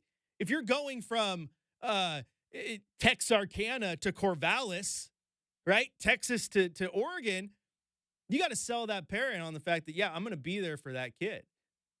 And some coaches do a really good job of that. And look at Nick Saban. I mean, Nick Saban did that. And part of what makes Nick Saban an all-time great coach is look at the rapport he has with all the athletes that played for him in the past. Like, he's still, held in a high regard but with them and still contacts them. It's not like hey, I'm going to be there for you while you're at Alabama. The minute you leave, I don't need you anymore. Our relationship's done. He kind of sticks to his word. And I'm not saying Deion won't, but Deion sometimes he needs to be Coach Sanders and not Coach Prime, because Prime is a caricature of Deion Sanders. It's no different than T.O., right? T.O. is a caricature of Terrell Owens. He needs to be Coach Prime and approach it that way, to me. The Colorado thing, I have friends who live in Denver who have grown up lifelong Buffalo fans, and they were so hyped last year, and like they're still excited, but the hype train is definitely gone. How do you do? This is what we said all year last year, Brenden. Yeah, things are good when you go and you get the overtime victory over Colorado State and you start the season 3-0. Yeah, then they got the brakes beat off of them when they went to Eugene, right? Oh, you guys are so small and talking their trash, and they got beat. What happened for the rest of the year, Colorado? Got pretty walloped. So, yeah. It was ugly. The shine is off, and how do you get through that adversity, I think, is going to be huge for Deion in the long term. All right, let's get to the next one here, Chris. Save me your pro-college team comparisons. They won't end well for the college team in any sport. No. There's no sport where it comes even close. I'll say this. There could be a situation, Chris, where it would have to be something like where you could convince me that like a young hotshot golfer fresh out of like college or fresh out of high school could beat someone in a major, but that is the only sport I could think of where it could maybe happen would be like golf. Maybe, but I also think like individual though. Here's the thing though. Like I think you could beat someone who's in the field, but you're not winning. Like that's just what I mean. It's like degrees of like you can get 18th. Yeah, ooh. You're not showing up to the British Open and taking the crown, right? But you might. Chris, might. How good's your golfing game? Yeah, you might be. Mine's not winning the Gresham Open. So, well, you better. I've been told, Chris. I don't know. I've been told that it might be time to enjoy Red Tail while it's still around. So never golfed Red Tail. I've gone to the driving range there, which is nice and handy. But yeah, hopefully, I would love to go watch baseball there instead. But I think golf, I could see where you could beat some, because you got to remember, golf is an interesting one because I mean, amateur golfers make the pro tour too. I mean, they can get in there and now and then. So you might see it. But like you said, individual sport. But like, do you think any tennis player in college is going to be able to go toe to toe with Djokovic? No. No. Like, But do you we have seen those guys upset by like young. Yeah, even but tennis is. And I always say this because I watch a decent amount of tennis. So like upsets do happen. I don't know. It's hard to describe with like a sport like that. I think upsets are similar to what I said. Upsets are a flash in the pan. Upsets happen, but that's the 1 in 100 thing, right? So UConn beating an NBA team, yeah, maybe 1 in 100, not with an absolute certainty, like Mike Greenberg said. And you look at, like I said, baseball. Kudos Oregon State and what they've built there over the last 2 decades. That program is absolutely phenomenal. Adley Rutschman might be the best player to come through there. How long did it take him to get to the majors? Took him a minute, right? And he was really 3 good. years, I think. Huh? Yeah, exactly. It took him a minute because the talent gap in baseball is nuts if you guys really don't understand. But if you took that Oregon State team and put them in the middle of T-Mobile Park, Mariners are hosing them. Hosing them. Yeah, about 3 years, give or take. Yeah. So I'm just saying it takes time. Basketball? Heck no. I love like the run that the Ducks just went on, right? Being a Ducky. That team's getting obliterated by the worst team in the NBA 10 out of 10 times. No question. UConn, same thing. Football, like you said, you brought it up like back in the heyday of Oregon, right? Oh, Oregon could with their spread option is so fast. They could totally throw the Detroit Lions off because they're the worst team. No. Because the fast in college football is the slow in the NFL, right? Like the NFL, you have linemen in the NFL running 4.5 40s, guys. Like, let's just be logical here. And no, it's not a knock on college sports or anything. It's just like understand what it is. And realistically, Brenden, there is one sport, probably more so than golf, where the college athlete stands a chance, and that's because a lot of times the college athlete ends up representing their country in it, and that is like Olympic track and field, right? Because you have guys like Ashton Eaton, right? Ryan Krauser, at Sandy High School, I believe. There you go. OSAA connections everywhere you go. Sometimes you have those college athletes who are now representing their country, right, in track and field. But even then, man, the pros are pros for a reason. A reason. And I think it discredits the hard work that it took to get there. The worst team in the NFL is better than the best team in college football. Do you really think Michigan is going in and beating the Las Vegas Raiders on any given Sunday? No. Like I said, I think you have to look at the most extreme examples for this to even be a conversation. So like what I mentioned to you, Chris, is like you take the worst NFL team we can think of, like the Hugh Jackson Cleveland Browns, right? Right. I think they went 0-8, 0-7, whatever it was. They didn't win a game. They 0-16. 16 and maybe 1 or whatever it was. Then you take, I know everyone has a different one, but you take your best college team you have in your head. For some people listening right now, it's, Nebraska in the 90s. For some people listening, it's Miami 2000. For some, it's USC 04. I think the best college football team I've ever seen is 2018 LSU. Joe Burrow, Justin Jefferson, Jamar Chase. Try to put those two guys together. And, you think like those are all-time great college teams. If you put them up against the worst NFL team, Chris, I could see them competing for a half. Yeah, it'd be a Maybe minute. I'm wrong, but we'll never be able to know. So it's a fun Yeah, deal. Fun thing. You'll never be able to know. It's just it's a wild thought experiment, man. Like I'd like to think so too, but like the Ducks, right? They're a good football team this year. One of the best in the country. Washington, they played a national championship game. How many players off that 100-man roster are in this draft? How many of them are going in the first round? How many of them are going to see the NFL field next season if they are drafted? Not a lot. The best player on Oregon football team last year might be a first-round pick, and that's just if the Denver Broncos are dumb enough to waste a first-round pick on Bo Nix. Like, the gap is crazy. The gap is crazy. All right, we're going to take a break here on the morning show. When we come back, I've been doing it all morning long, but I'm really going to go grumpy old man. Get off my lawn, guys. Rip City Mornings continues on our home of the Blazers, Rip City Radio 620.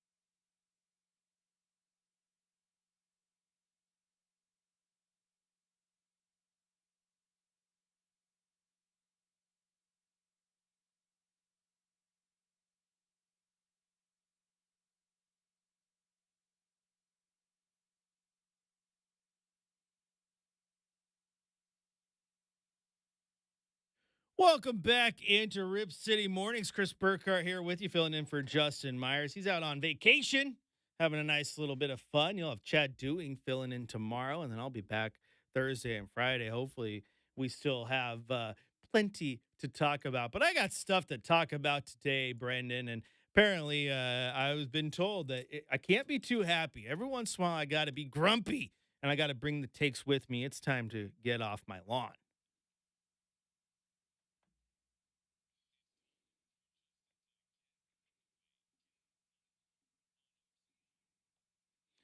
All right, let's get cranky for a minute. And I'm going to get cranky with technology and this building. Okay? Okay. I know I've heard you and Justin talk about the temperature control in this building. And that's what I said yesterday. This building has two temperatures. It's either cold enough to see icicles forming on the ceiling or warm enough to melt the paint on the studio walls. There is no in between. You're either sweating or you're freezing, okay? Sometimes you can't even get up to the third floor because this is what I heard you guys talk about the other day when Justin saw the creepy elevator half open thing where he got off on the second floor and stepped it the rest of the way. Been there too. Well, last night I had another technology snafu in the building, all right? So I go to leave, all right? And first off, how many security doors is too many? Like, you can't tell me you haven't done this. You ever go to the front door and it's early, you're here early morning, so you got a boop key card to get into the main door, and then you put your wallet back in your pocket, and then you get up here and you're like, oh, sorry, I got a key card this door.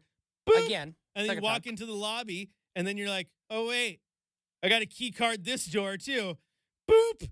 And it's like, oh my gosh, the layers. So I get it. Safety, cool. But last night, the technology didn't prevent people from getting in. It prevented Burkhardt from getting out. I go to leave, and I look like a video where like someone walks into the glass plate door because I walk right in the door, and the last door out into the hallway to the elevator doesn't move. I'm like, what the heck? I'm trying to jiggle it. It doesn't move. It's like the episode of The Simpsons where Bart sells his soul. And then, like, he goes to go to the Quickie Mart, and he walks into the door because without a soul, the sensor wouldn't realize he was there, so the door didn't open. Well, I promise you, I didn't sell my soul to anybody. But for some reason, the door wouldn't open. And so I'm like, okay, well, design flaw here. That's the only way to get to the elevator. Like, there's not a secondary hallway. That's the only way. And I'm like, okay, well, I'll just go take the stairs real quick. And in my infinite wisdom, I'm like, well, I could like go to like the second floor and then walk through there to get to the main. Nope, can't do that. Because now you're walking through another building or another company who works on the second floor or the first floor that you're not for, so you can't even get in there. You're going to pop up on their security camera like, who the heck's that guy who doesn't work here, right? I was like, what about the basement? So I went to the basement. Yeah, that was creepy. I'm like, yeah, this building might be haunted. I'm going to walk back up. So the only way to get to my car was to go through the back stairs. Yep, back door. All the way down to the back door, walk all the way around the building to get to my car. All because the lobby door, for some reason, wouldn't register that I was there to unlock. Why is there not, like, where's a key card thing? You got a key card for everything else. Why can't I just, boop, key card, unlock the door from the inside? No, you can only unlock it from the outside. Like, what's going on here? Oh, this is nothing new to me, Chris. Back in the before times, what I like to call it, back pre-2020 when I worked here and did a different job for this company, I had that moment where I went, as you know, Chris, we have a couple in here, but our bathrooms are outside of that door, right? That are more than just single-use bathrooms. Yeah. So back when I first started working here, there were like 3 of us maybe on this floor, was like getting back from an event. And I'm like, oh, I'll just go hit the bathroom, right? To go hit the bathroom, I'm like, oh, my wallet's on the thing in there. I proceeded to wait probably out because I didn't have my phone. I didn't have my wallet. I'm just like, well, eventually my coworkers will have to come out. Right. And it was like 25 minutes. I just had to sit there. Yeah. And my keys, everything. And from that moment, I said, I will never get locked out of these iHeart doors again. So it's funny how that works. But yeah, it's, the layers of security and all that. Like, I get why. But yeah, like you said, 3 different beep boop beeps. Like, you got to make sure you have it, Beep man. boop bop. Beep boop beep. Yeah, it's wild. And like you talk about the bathroom, right? Now we got a bathroom right outside our door, right? And it's a single bathroom. It's not like the big bathroom that has urinals and all that, right? Like I used the main one yesterday. Saw Casey Bay out there. He's like, "Oh, you're using the commoner bathroom." Well, I like using this bathroom, but probably like you, same thing, only early in the morning or late at night when I'm one of the only people in the building, because otherwise I don't trust that lock to work. And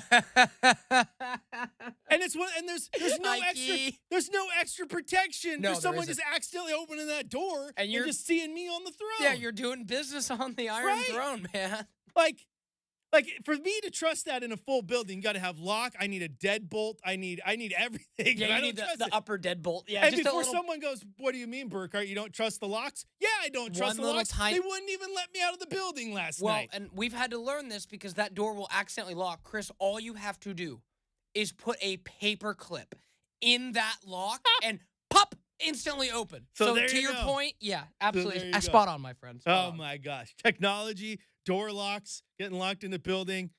Oh, crazy times. Crazy times. All right. We're going to take a break. We got one more hour of the morning show, and it's coming up next on Rip City Radio 620.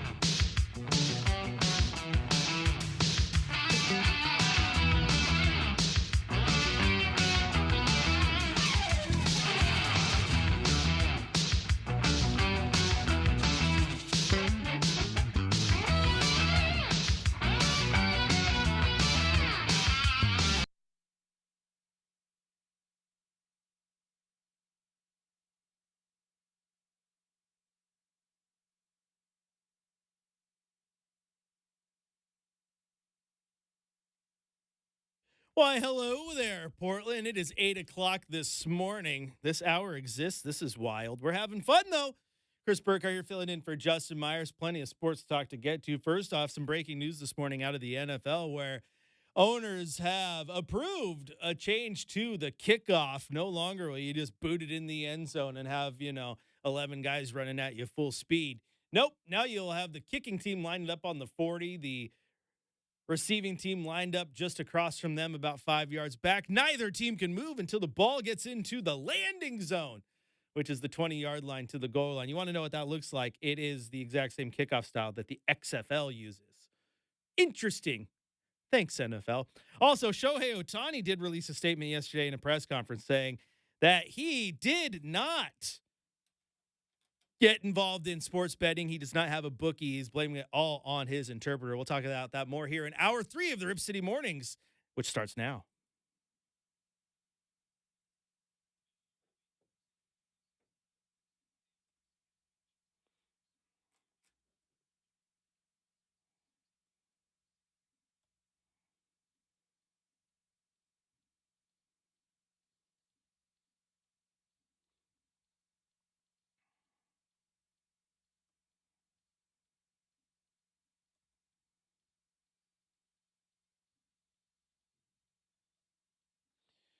Welcome into Rip City Mornings, hour number 3 here. Chris Burkhardt here filling in for Justin Myers, who's out on vacation. Shout out to my children who are watching at home, Brenden, who apparently tuned in just to watch our technology and toilet rants. And my oldest daughter looked at my wife and was like, this show's really random. They're used to tuning into Blazers game day where I'm talking nothing but Blazers. So they got thrown for a loop this morning. Like, why is Dad talking about toilets? Hey, man, we always we keep it light. We keep it fun here on RCM, man. And, Justin and I always say, the show is really planned out and mapped out in our head. But, we sometimes get distracted. And what better to get distracted by than, like you said, being on the old Iron Throne or anything else, man. But, yeah, I've had a fun first morning with you and looking forward to our last hour, man. Hey, man, like you said during the break, you're like, hey, now that you brought it up, I've been in there before where that door jiggles a little bit. Now I'm worried. Yeah, so might have to be a little more on my P's and Q's. Yeah, like I said, I use it at the end of the night when I'm here for the 5th quarter. Ain't nobody here. But other than that, I'm going into the big main restroom. We had see. There's toilet problems everywhere. So over at my other job, the men's restroom toilet broke. Oh no! Right, and we have a urinal in one stall. And so it was like we had a sign out there. It's like, hey, if you have to go to the bathroom, you got to use the women's restroom. Put the sign on there so no one comes in. And they're like I was like, nope, not doing that. I was like, yeah, I gotta drop a deuce. So yeah, I'm leaving early and I'm going home. I'm not. Nope. I mean, I'm also the type that if I'm going to the bathroom, it's because I really have to go. I'd rather just be at home. Then where my wife can pick on me. Why do you sit there so long? Because peace. It's peace. I do good thinking. Okay. We've gone way too far overboard here on our bathroom talk. But Butcher and the Slaughter, we know any plumbers out there? Anyone related to Jake live in town? I know, right? Oh yeah, you gotta hit up those people in Sherwood. Maybe you got some connections. No plumbers. We got Bowman though. We got Bowman. All right. Anyway, Brenden, I do want to talk a little Trailblazer basketball with you. I know that's what this show is known for. We're going to talk more Shohei Ohtani in the next segment too for everyone who missed our rant this morning because there's some interesting stuff coming out of there. But the Blazers, things are getting interesting, Brenden. I don't know how much attention you've been paying to the end of the season here, but the Blazers have 6 games remaining. I've been keeping close tabs. Good. As I told you, I've kind of been dialed into women's basketball lately. But Justin and I are always still watching those games, man. It's just it's been tough lately. Yes, it has. A lot of rookies starting. And as you should be. So the Blazers, in their game against Denver on Saturday, became the first team since Golden State in 2012 to start 5 rookies. That was just the second time a team has done that since 1976, right? So you have to go back almost 50 years for a team to start 5 rookies. Now, granted, things are a little different here in Portland, but the team in Golden State that started 5 rookies, I think a couple years later they were a pretty good team. So you never know what's going to happen here in Portland, but things are getting rough. And I find it interesting because like last night on the 5th quarter, someone chimed in on our YouTube stream and was like, that was just a terrible game and a terrible game to watch. And this team's terrible. Is the season done yet? And I'm like, what are your expectations going in? They were starting 5 rookies. And think about this, Brenden. This is something you might not have thought of. But yesterday, in that game against the Houston Rockets, okay, they started, like we said, 5 rookies: Chris Murray, Tamani Kamara, Dwap Reith, Scoot Henderson, and then Ryan Rupert, right? On the bench in that game, their bench rotation was Justin Minaya, Jabari Walker, who's a second-year guy, Ashton Hagens, Delano Banton, and Moses Brown. That was their 10-man rotation. The most tenured player last night, Moses Brown, with 142 career games. So he does not even have 2 full seasons of games under his professional belt. That was the most tenured player that played last night. So then I had to ask the listener, like, what were your expectations going in? Expectations should not be high. This team is in full evaluation mode. I would not be shocked if maybe there's not a situation where Jeremy Grant plays. He's been doubtful. DeAndre Ayton is in and out. Ant, don't need to rush him back. Malcolm Brogdon. Shaedon Sharpe, I think, will play because you want to get some run from him just to see what you got.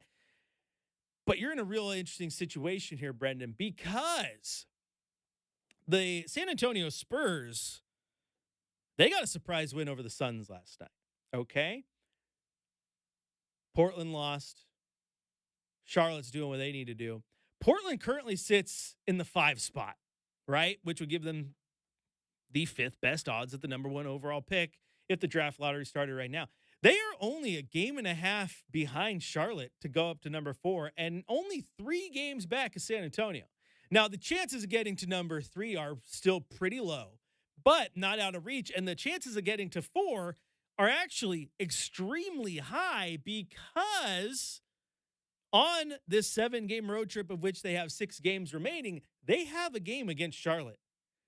So the loser of that game is not picking up a game. They're essentially picking up 2, because if you lose, that means the other team wins. Boop, boop, ground gained, right?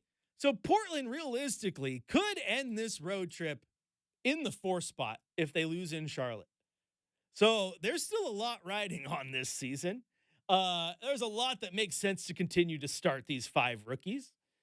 There's a lot that makes sense to look at DeAndre and Jeremy and Matisse and Ant and everyone else and say, yeah, I think we're just going to continue to sit you out a little bit or run this game back because things are interesting. And at 5, that gives them a 10.5% chance. For those of you who want to break down the numbers, a 10.5% chance of getting the number 1 overall pick. If they go to number 4, that jumps to 12.5. And that's a significant jump because the top 3 spots only have a 14% chance. So 12%, 12.5, your odds are pretty good of at least getting in to the number, the 3 spot. And it's interesting because I think I broke down the numbers last year and being, true Chris fashion, I didn't save it all. So I'll have to go do it again. But you go over the years of the draft, and I think only twice since since 2000 have the top 3 teams in the draft lottery ended as the top 3 teams in that order on draft night because of the way the lottery works. And with the way the lottery works now, it used to be fully really in favor of those top teams. It was like, a 25% chance if you were 1 or 2 or whatever it was. Now you're sitting at 14, 14, 14, and then 12.5 and 10 for the top 5. So if you're in the top 5, 6, even 7 there at 7, you have a good chance of jumping in. And I think, like I said, outside of those 2 years, almost every single year, someone outside of the top 3 has jumped in. Right. And case in point with Detroit last year, right? So you look at the pick odds right now, Chris is right. You got 14, 13, 12, 12 to be in the top 4. But then for Detroit, who has that worst spot, you have a 48% chance of falling back to 5. Right? And that's exactly what happened to Detroit this last year. They were the worst team. They fell back to 5. Shout out Asor Thompson. Asar Thompson. I think he was the Detroit one. Yep, Amen. I think went to went to Houston. yeah. But yeah, I mean, to your point, this is almost very much, Chris, like deja vu to last year. Because you remember last year, the Blazers were able to jump into, can't remember if it was into the 5 spot or into the 4 spot by passing Charlotte, who started to play better basketball at the end of the year. Mm-hmm. So my thing with this is I was kind of all in on this last year for obvious reasons. I love lottery talent, Chris. I love that they're going to be getting a pick from Golden State that's going to be in a very nice position, probably top 13, give or take. But like, and a couple other high second-round picks. Who's doing it for you in this year's draft, right? I mean, obviously, I know people are trying to get up to 1 to get Alexander Asar, but outside of that, it's kind of a draft and just collectively, everyone doesn't seem to be really consensus on. You know what I mean? Oh, yeah, absolutely. Sar's the only one that seems to be maybe Zachary Richter. I know he's kind of been another prospect people have really liked, but there's so much range. It's like, this guy who's 8 could go 2. And yeah, the guy that I like outside of Sar, I think Sar would be great for Portland. Yeah. The other guy I have a eye on if I'm the Trailblazers, and most mock drafts have him available at that 5-6 spot, is Cody Williams. Colorado boy. Yeah, very good. And get him going with a former Colorado Buffalo, Jabari Walker, right? But I like Cody Williams, great size, which matters. He plays that forward position. He can play a little bit of small and power forward, depending on how you want to play him. But very good, very talented athlete. Like I said, I think the size matters a ton. I mean, the worst thing they could do is go draft a guard. I don't want to see that. But for those, Rob Dillingham, please. I've seen that mocked a couple times, Chris. And I'm like, I don't think the Portland Trailblazers need a guard. But then again, like they say, Chris, when you start to draft for position instead of talent is when you can start to, get into a tough spot. So we'll see how the chips ultimately fall. But it's one of those things where, like, you just want to accumulate as much talent as possible, and that's where I fully expect them to lean into getting this top pick. Sorry, Chicago, another year you're going to have to wait. You can thank Neil O'Shea for that. I would agree. Will that pick ever convey, Chris? I don't think it's going to. Like, 2028 is going to be here before we know it. Yeah, I'm just saying. I don't know. But, it's interesting. And like I said, Cody Williams, too, for those of you who don't know, brother of Jalen Williams, OKC Thunder, who's having one hell of a year in OKC. I did not know that. Williams is a very common last name, so didn't want to assume. Know what I mean? It is his brother. So, that's the other name. But outside of that, Brenden, you're absolutely right. You got good players. I think guys who have a lot of potential, but no one that I'm like, okay, I need to get the number 2 overall pick because there's this can't miss prospect. I think you got a lot of guys who have potential. I know people throw the Filipkowski out there, but that's another one. Like, he'd be intriguing with the Warriors pick, maybe. Yeah, I mean, not at 5 though. Yeah, I would. Yeah, not at 5. But there's a lot of people who have him as a lottery pick. So I have to ask Chris, for all those who and Justin would appreciate this. I hope you do as well. I got the mock draft in front of me. How come I'm not seeing Bronny James anywhere on this mock draft? Oh, okay, gotcha. So that's not going to happen. See, and we talk about Dion and this and that, and is he a coach or is he an agent? You want to talk agent? LeBron's an agent, but that, like, I know you and Justin have had to talk about this, but to come out and say, media and this and that, just putting all this undue pressure on Bronny after you're the same guy who uttered he's better than players in the NBA right now. Right now. No, he's not. Right now. Like, he could play with the Lakers right now. Braun said that. Look at I say this as a Duck fan. When Bronny was potentially he was an Oregon target, right? He was in the finals to possibly go to Oregon. I would have welcomed Bronny. I like Bronny's game. I think there's potential there, but if he was wearing green and yellow right now, I'd look you dead in the eye and go, yeah, he's not a draft prospect. I love Jackson Shelstad. He's not a draft prospect. Like, come on, needs to develop. I mean, and there's nothing wrong with that, but just don't, like, again, it's not like he can even turn around and say, well, the media. No, like, there's clips of you saying, yeah, Bronny could probably offer me more than, a whole bunch of guys in the NBA right now. And it's like, okay. Yeah. Like, you gotta, it's having your cake and eating it too, right, Chris? It's like, hey, I want my son to be the star, but, don't say anything bad about my son when he's not the star. See, but that just goes back to just our talks on college basketball and how things work. People get caught in the moment and good runs and how things are going. Like Kuznard of Oregon had a pretty good run. Sure. And the one that I think is super awesome to talk about too, Chris, and I'm curious to get your take on this as we kind of have talked a little draft. Like, for those who are listening at home and watching the Sweet 16 right now, I just think it's fascinating that there might be some who are maybe more into college basketball or maybe more casual NBA fans who are like, guys, the most dominant player in the NCAA tournament is Zach Edey. How come Zach Edey is not projected until the second round? And I think that just kind of shows, and a guy like Cody Williams, who is a sixth man, right, largely, is going to. So it's so because you just got to watch how things go. I mean, right. Sometimes you can watch a guy and they can dominate, but you understand that they're not going to be an NBA level guy. And all you got to do is go back to last year. Former coworker of ours here, Preston Highfield, high on the guy. I loved him. He was probably my favorite player in college basketball, but I knew he had no NBA prospects. Drew Timme, Gonzaga. Right? Yeah, I was going to say Luka Garza, who's still kind of chugging around. He's trying. But yeah, like he and no offense to Zach Edey, but like he and Zach Edey are like the same player to me. Yeah. Now maybe Zach Edey's better, but I looked at like Luka Garza put up pretty similar stats. But Drew Timme, I want to hear more about that. Yeah, well, I mean, he was great, right? He has NBA level footwork, but doesn't have size and speed and this and that, and now he's lumbering around, bouncing back around through G League. So. Yeah, it's a crapshoot. But then you get players like I think Dante from Oregon might have played himself into a late second rounder / two-way guy. I think he definitely did. And I wasn't super high on him, but I think the way he played through the Pac-12 tournament, I think he might end up being a second round pick, late second round pick is what I think that's worth it.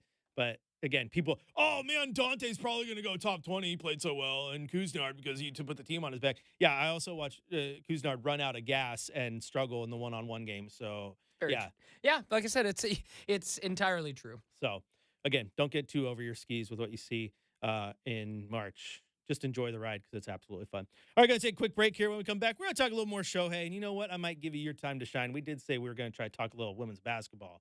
Got to talk about those. We got Beavers. a big week. Got to talk about those Beavers or something because, man, they're playing good ball right now. Chris Burkhardt here with Brenden Slaughter. Rip City Mornings continues on your home of the Blazers, Rip City Radio 620.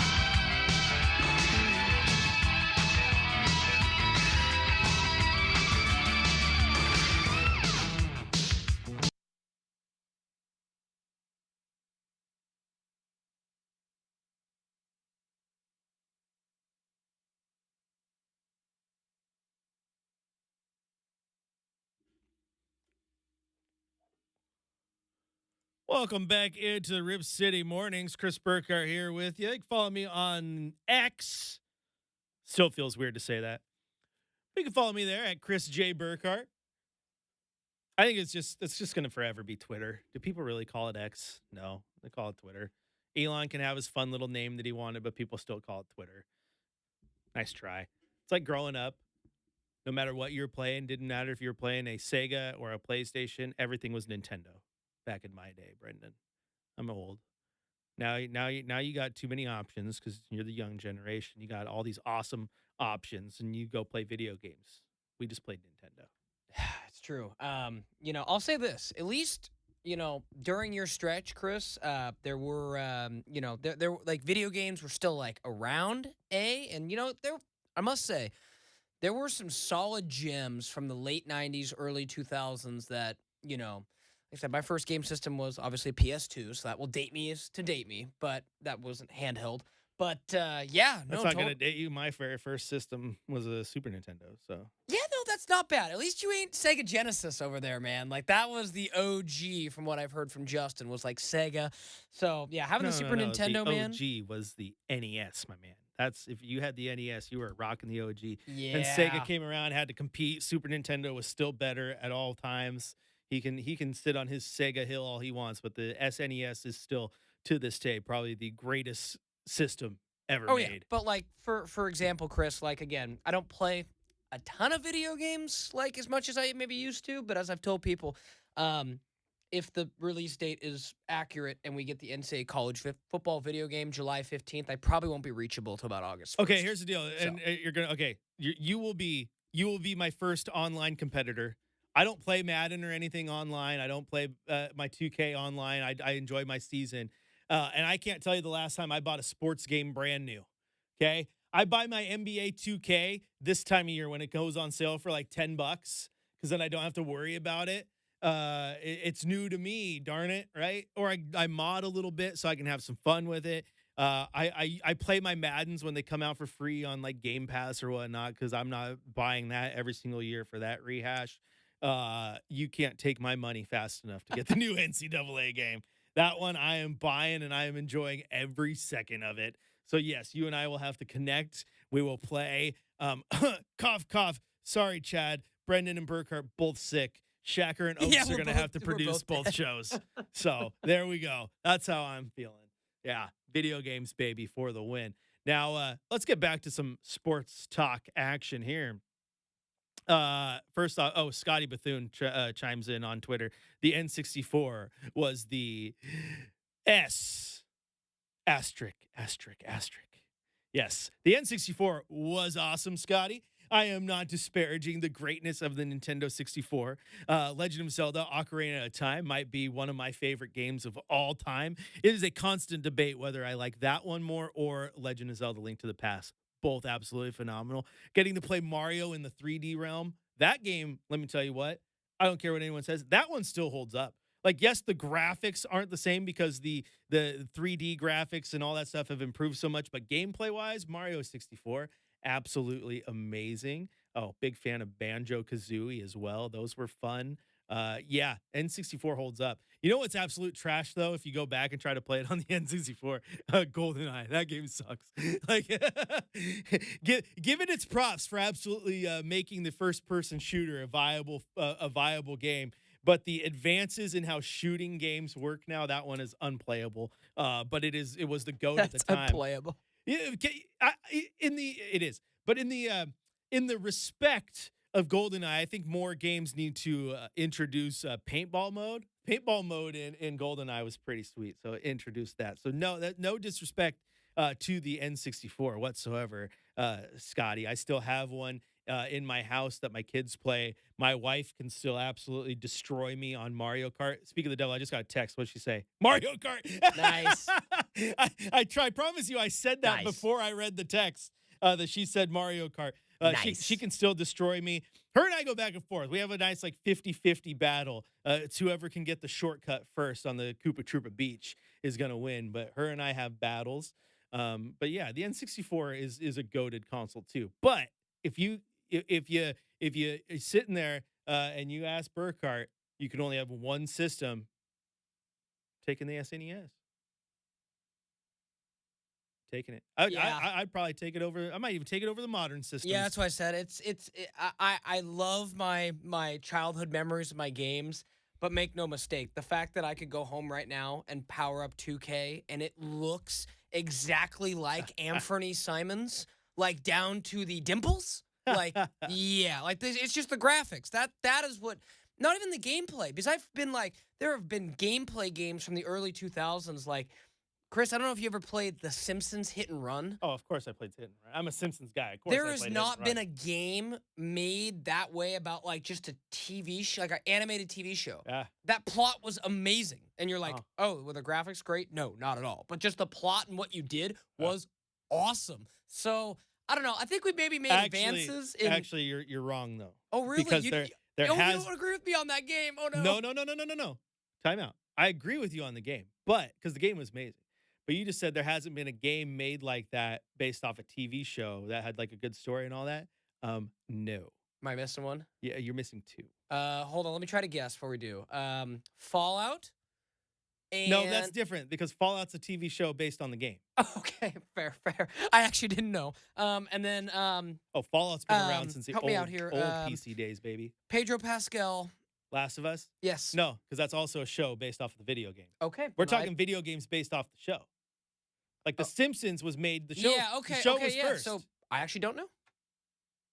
South Park, The Stick of Truth. Never played that game. Okay. And then South Park, The Fractured, Butthole. Okay. 2 South Park games. Hi, Keith. Like I had to throw dude, those ones legit feel like you're playing an episode of South Park in real time. That makes sense. And they're both like Final Fantasy style. Like, oh gosh, they're so good. And nice. If you got the means, I'm telling you, go play Stick of Truth. You can beat it in a night. It's totally worth it. If you enjoy South Park and that humor, the game's good. Feels like I'm you're definitely playing an gonna check episode. this out. Yes, you have to. It goes on sale quite often. Totally worth it. Now, Simpsons Hit and Run. Simpsons Hit and Run was amazing because I'm a big Simpsons guy. I don't think it exists anymore, Chris. Unless you go get yourself like an old school Xbox, old school PS2, you can't, play it backwards on the new consoles. So yeah, RIP. Like I was telling my brother the other day, I'm like, dude, The Simpsons Hit and Run was like a game. I went down a whole rabbit hole with this, Chris. Which, sorry to detract our conversation, but yeah, that was a game for the ages, man. I love that game. But I'll have to check out the South Park ones. Yes, you absolutely have to. And Simpsons Hit and Run was great because it was like, oh my gosh, I get to live in The Simpsons. Like, I get to live in Springfield. How awesome is this, right? Now, it's interesting. So there was this guy, you'll have to check this out, but there was this guy who modded the entire thing and redid the graphics and everything, put like a bajillion hours into modding it, but just for himself. Like, it's on YouTube. Like, he's not releasing it so people can download it or anything. He just built it for himself, and it's pretty amazing. But yeah, there needs to be more of those. You know what? That's why I like coming in here. You don't get Simpsons Hit and Run talk with Justin. No, because Justin, I love him to death, but Justin still kind of looks at me like, you're 28 years old and play video games? Yeah, like I'm 37 years old and I play video games, dude. Each to their own. Each to their own. I ain't throwing shade, but Justin's like, yeah, I went out and chased girls instead of playing video games. I always tell you, my wife will pick on me. So she's listening. She gets mad at me. She said I throw her under the bus all the time. She said she was happy at me last week, so I threw my mom under the bus instead. I was like, no, I'm just using my platform to talk about the most beautiful, awesome woman in my life. That's all. It's not throwing you under the bus, man, right? What's up? Right? She always goes, oh, you're just gonna play video games? And it's like, yeah, I enjoy them. What are you gonna do? Go watch Criminal Minds for the 10th time? It's the same thing. You enjoy the Criminal Minds story. I enjoyed the story of Red Dead Redemption 2. It's just entertainment to me. So, it is what it is. Video games are awesome though, Brenden. And you and I are definitely going to veg out together via the internet and play we'll make that happen, NCAA. Man. We're gonna make that happen. Yeah. Some Beavers, some Ducks. Chris probably get the better of me for one roster being superior to the other, but we'll work on it. No. We'll find some comparable teams to play so we can just execute our game plans. And it's not that. I must say it was my really cool. Like better. a couple weeks ago when we got the first half of spring football, Chris, just because there were some just in the media scrum. You remember what the scrums were like? Being like, oh yeah, you opted into the game, and the 4 or 5 players we talked to, man, the smile that went across their face, and they're like, duh, we opted into the game. Well, So, it's not a duh, unless you're because Arch you Manning. could be dumb like Arch Manning. Yeah, oh, I'm focusing on playing on the real field. Like, people point out, like, you do realize you don't have to live in the cartridge, right? Like, You're also a backup, so you're not going to play anyway. yeah, they're literally just, like, I feel bad for this guy's business prospects moving forward. Hey, Burkhardt, $600 and a free copy of the game. All we want to do is put your name in it. Yeah, thanks. Where do I sign? You mean I don't have to do anything else? Oh, it'd be kind of cool if you could come into the studio so we could do a 3D imaging and capture your image, so we could have your face in the game too. Oh, so all these years I spent creating my character for free, you want to put me in the game, pay me and give me? Yeah. Oh, actually, sorry, EA. You see, I can't, because I work at iHeart, Rip City Radio, and I have to go host radio occasionally, so I don't know if I'm going to be available to do the in-game stuff if someone's playing the game. I mean, you do know that's not how it works, though, Burkhardt. Well, how else am I going to be in the game, John Doe? Like, tell me. I can't be in the game if I'm not in the game. I just don't know if I have the time, so I'm going to have to pass on that free money. That's basically what Arch Manning did. What a weirdo. Yeah, and he just, you know what that was? And Justin and I talked about it a little bit. That was Grandpa, or either one of the uncles being like, do you know what your last name is worth, son? That was right. that. Yeah. That was that. Yeah. I'd be like, yeah, I know what it's worth. And do you know how much $600 is worth? I'm just That's saying money. the starting quarterback for the same university is opted into the game. Yeah. That's all I'm saying, Chris. Like, again, is a backup worth more than a starter? That's all right. all the modders are going to, and the people who create rosters, or, just Joe Schmoes like you and I who know how to edit it when the game comes out, are going to add his name in there just to be petty, and it's going to be really funny. And by the way, my wife did chime in and said that I need to watch my back. Well, she didn't say that, but now I do, because she said the reason she watches Criminal Minds is so that she can learn to properly dispose of me if need be. Man, see, you got to keep yourself in your good graces, man. Like I say often, happy wife, happy life. Yeah, that's why. Why do you think I said the only reason I talk about her on the radio and throw her under the bus is talk about the most there you go, man. the most Smart thinking beautiful, over there. awesome woman in my life. See, I know what I'm doing here. It's true. You have, like, just for the record, I actually don't know your wife's name off the top of my head, but Mrs. Chris's wife. He's thrown in quite a few compliments this morning, even early in the 6 o'clock hours. Yeah, that's right. He's been on top of it, man. I have been on top of it. Brenden knows what's up. He does. I Hey, gave man. the I man a look out for my platform. own. He's got to use it. Well, right now she's probably laughing. Oh, he's so cute. He thinks this stuff works on me. That's what she's saying right now. Probably. I'm going to walk in and she's like, hey, want to play Mario Kart? I'm going to whoop on you. That's what she's going to do. Why don't you film that and put it on your Twitter X or whatever you call it? That's what she'll say to me. She's ornery. That's why I love her so much, Brenden. Her and I need to go to one of those all-inclusive resorts we were talking about earlier. That's what we need to do. That could be fun, man. That Yeah. could be fun. Yeah, you know what? I said we were going to talk about Shohei, but we wasted this entire segment talking about video games and my wife. So she texted me back. She said, "You guys are too much." See, I just need to bring her in here one of these mornings and drop the kids off at grandma's at 5 o'clock, and her and I can come co-host make it happen, this show Captain. with you.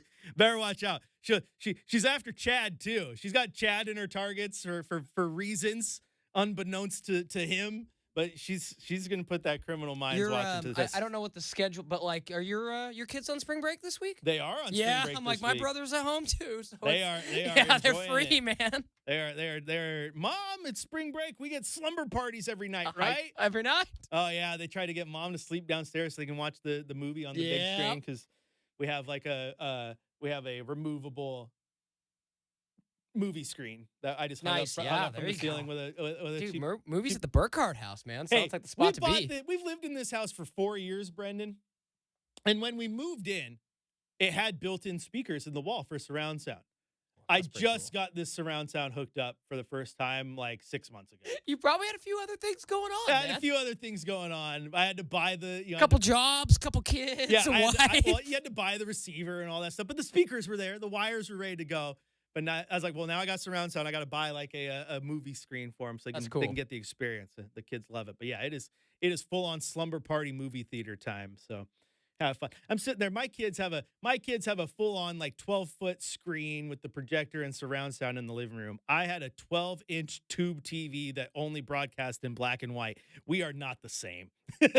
We are not the same. All right, we're going to take a quick break. When we come back, it's one of my favorite segments. It's the mailbag. If you think we've talked about anything and everything unrelated to sports already, just you wait, because I know Brendan's got some questions and he's ready to fire them off. Chris Burkhardt here with Brenden Slaughter on your home of the Blazers, Rip City Radio 620.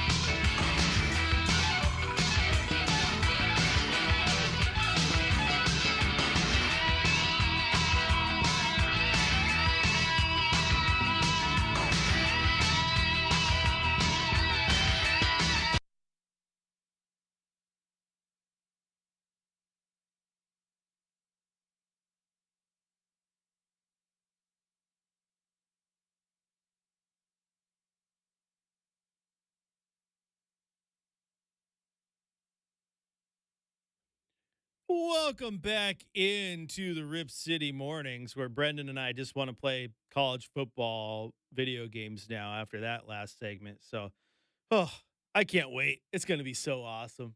It's going to be so awesome. As I told Brenden, I'm looking for some numbers here. I can't find them. We'll come prepared for Thursday, but I think that college football game might end up being the quickest and best-selling sports video game ever, because people have been waiting for a literal decade to have a new version of that game. It's going to fly. It's going to fly. But you know what? We got time because that game's not coming out yet. Plus, we got to do other more important things while we kill that time. Like open up the mailbag so Brenden can ask me anything about anything. Open it up, Brenden.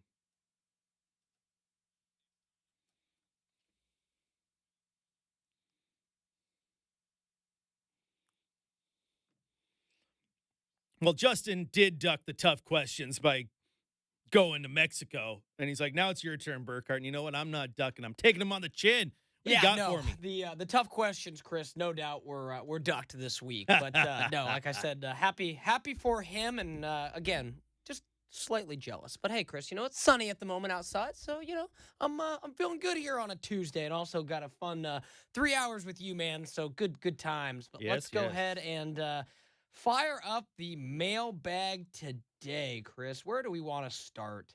All right, let's do this. Have you ever fully engaged in a kids' TV show without any kids around? And why or why not? The answer Good question. Absolutely, yes. I think there was a Facebook or Twitter post I posted a while back, and that was, you know you're a dad when you start the morning watching Frozen, and then your wife takes the girls to grandma's house for the day, and she was over there doing stuff at her mom's house, and I'm home alone. And rather than change the channel or go be productive, I watch the rest of Frozen by myself. So yes.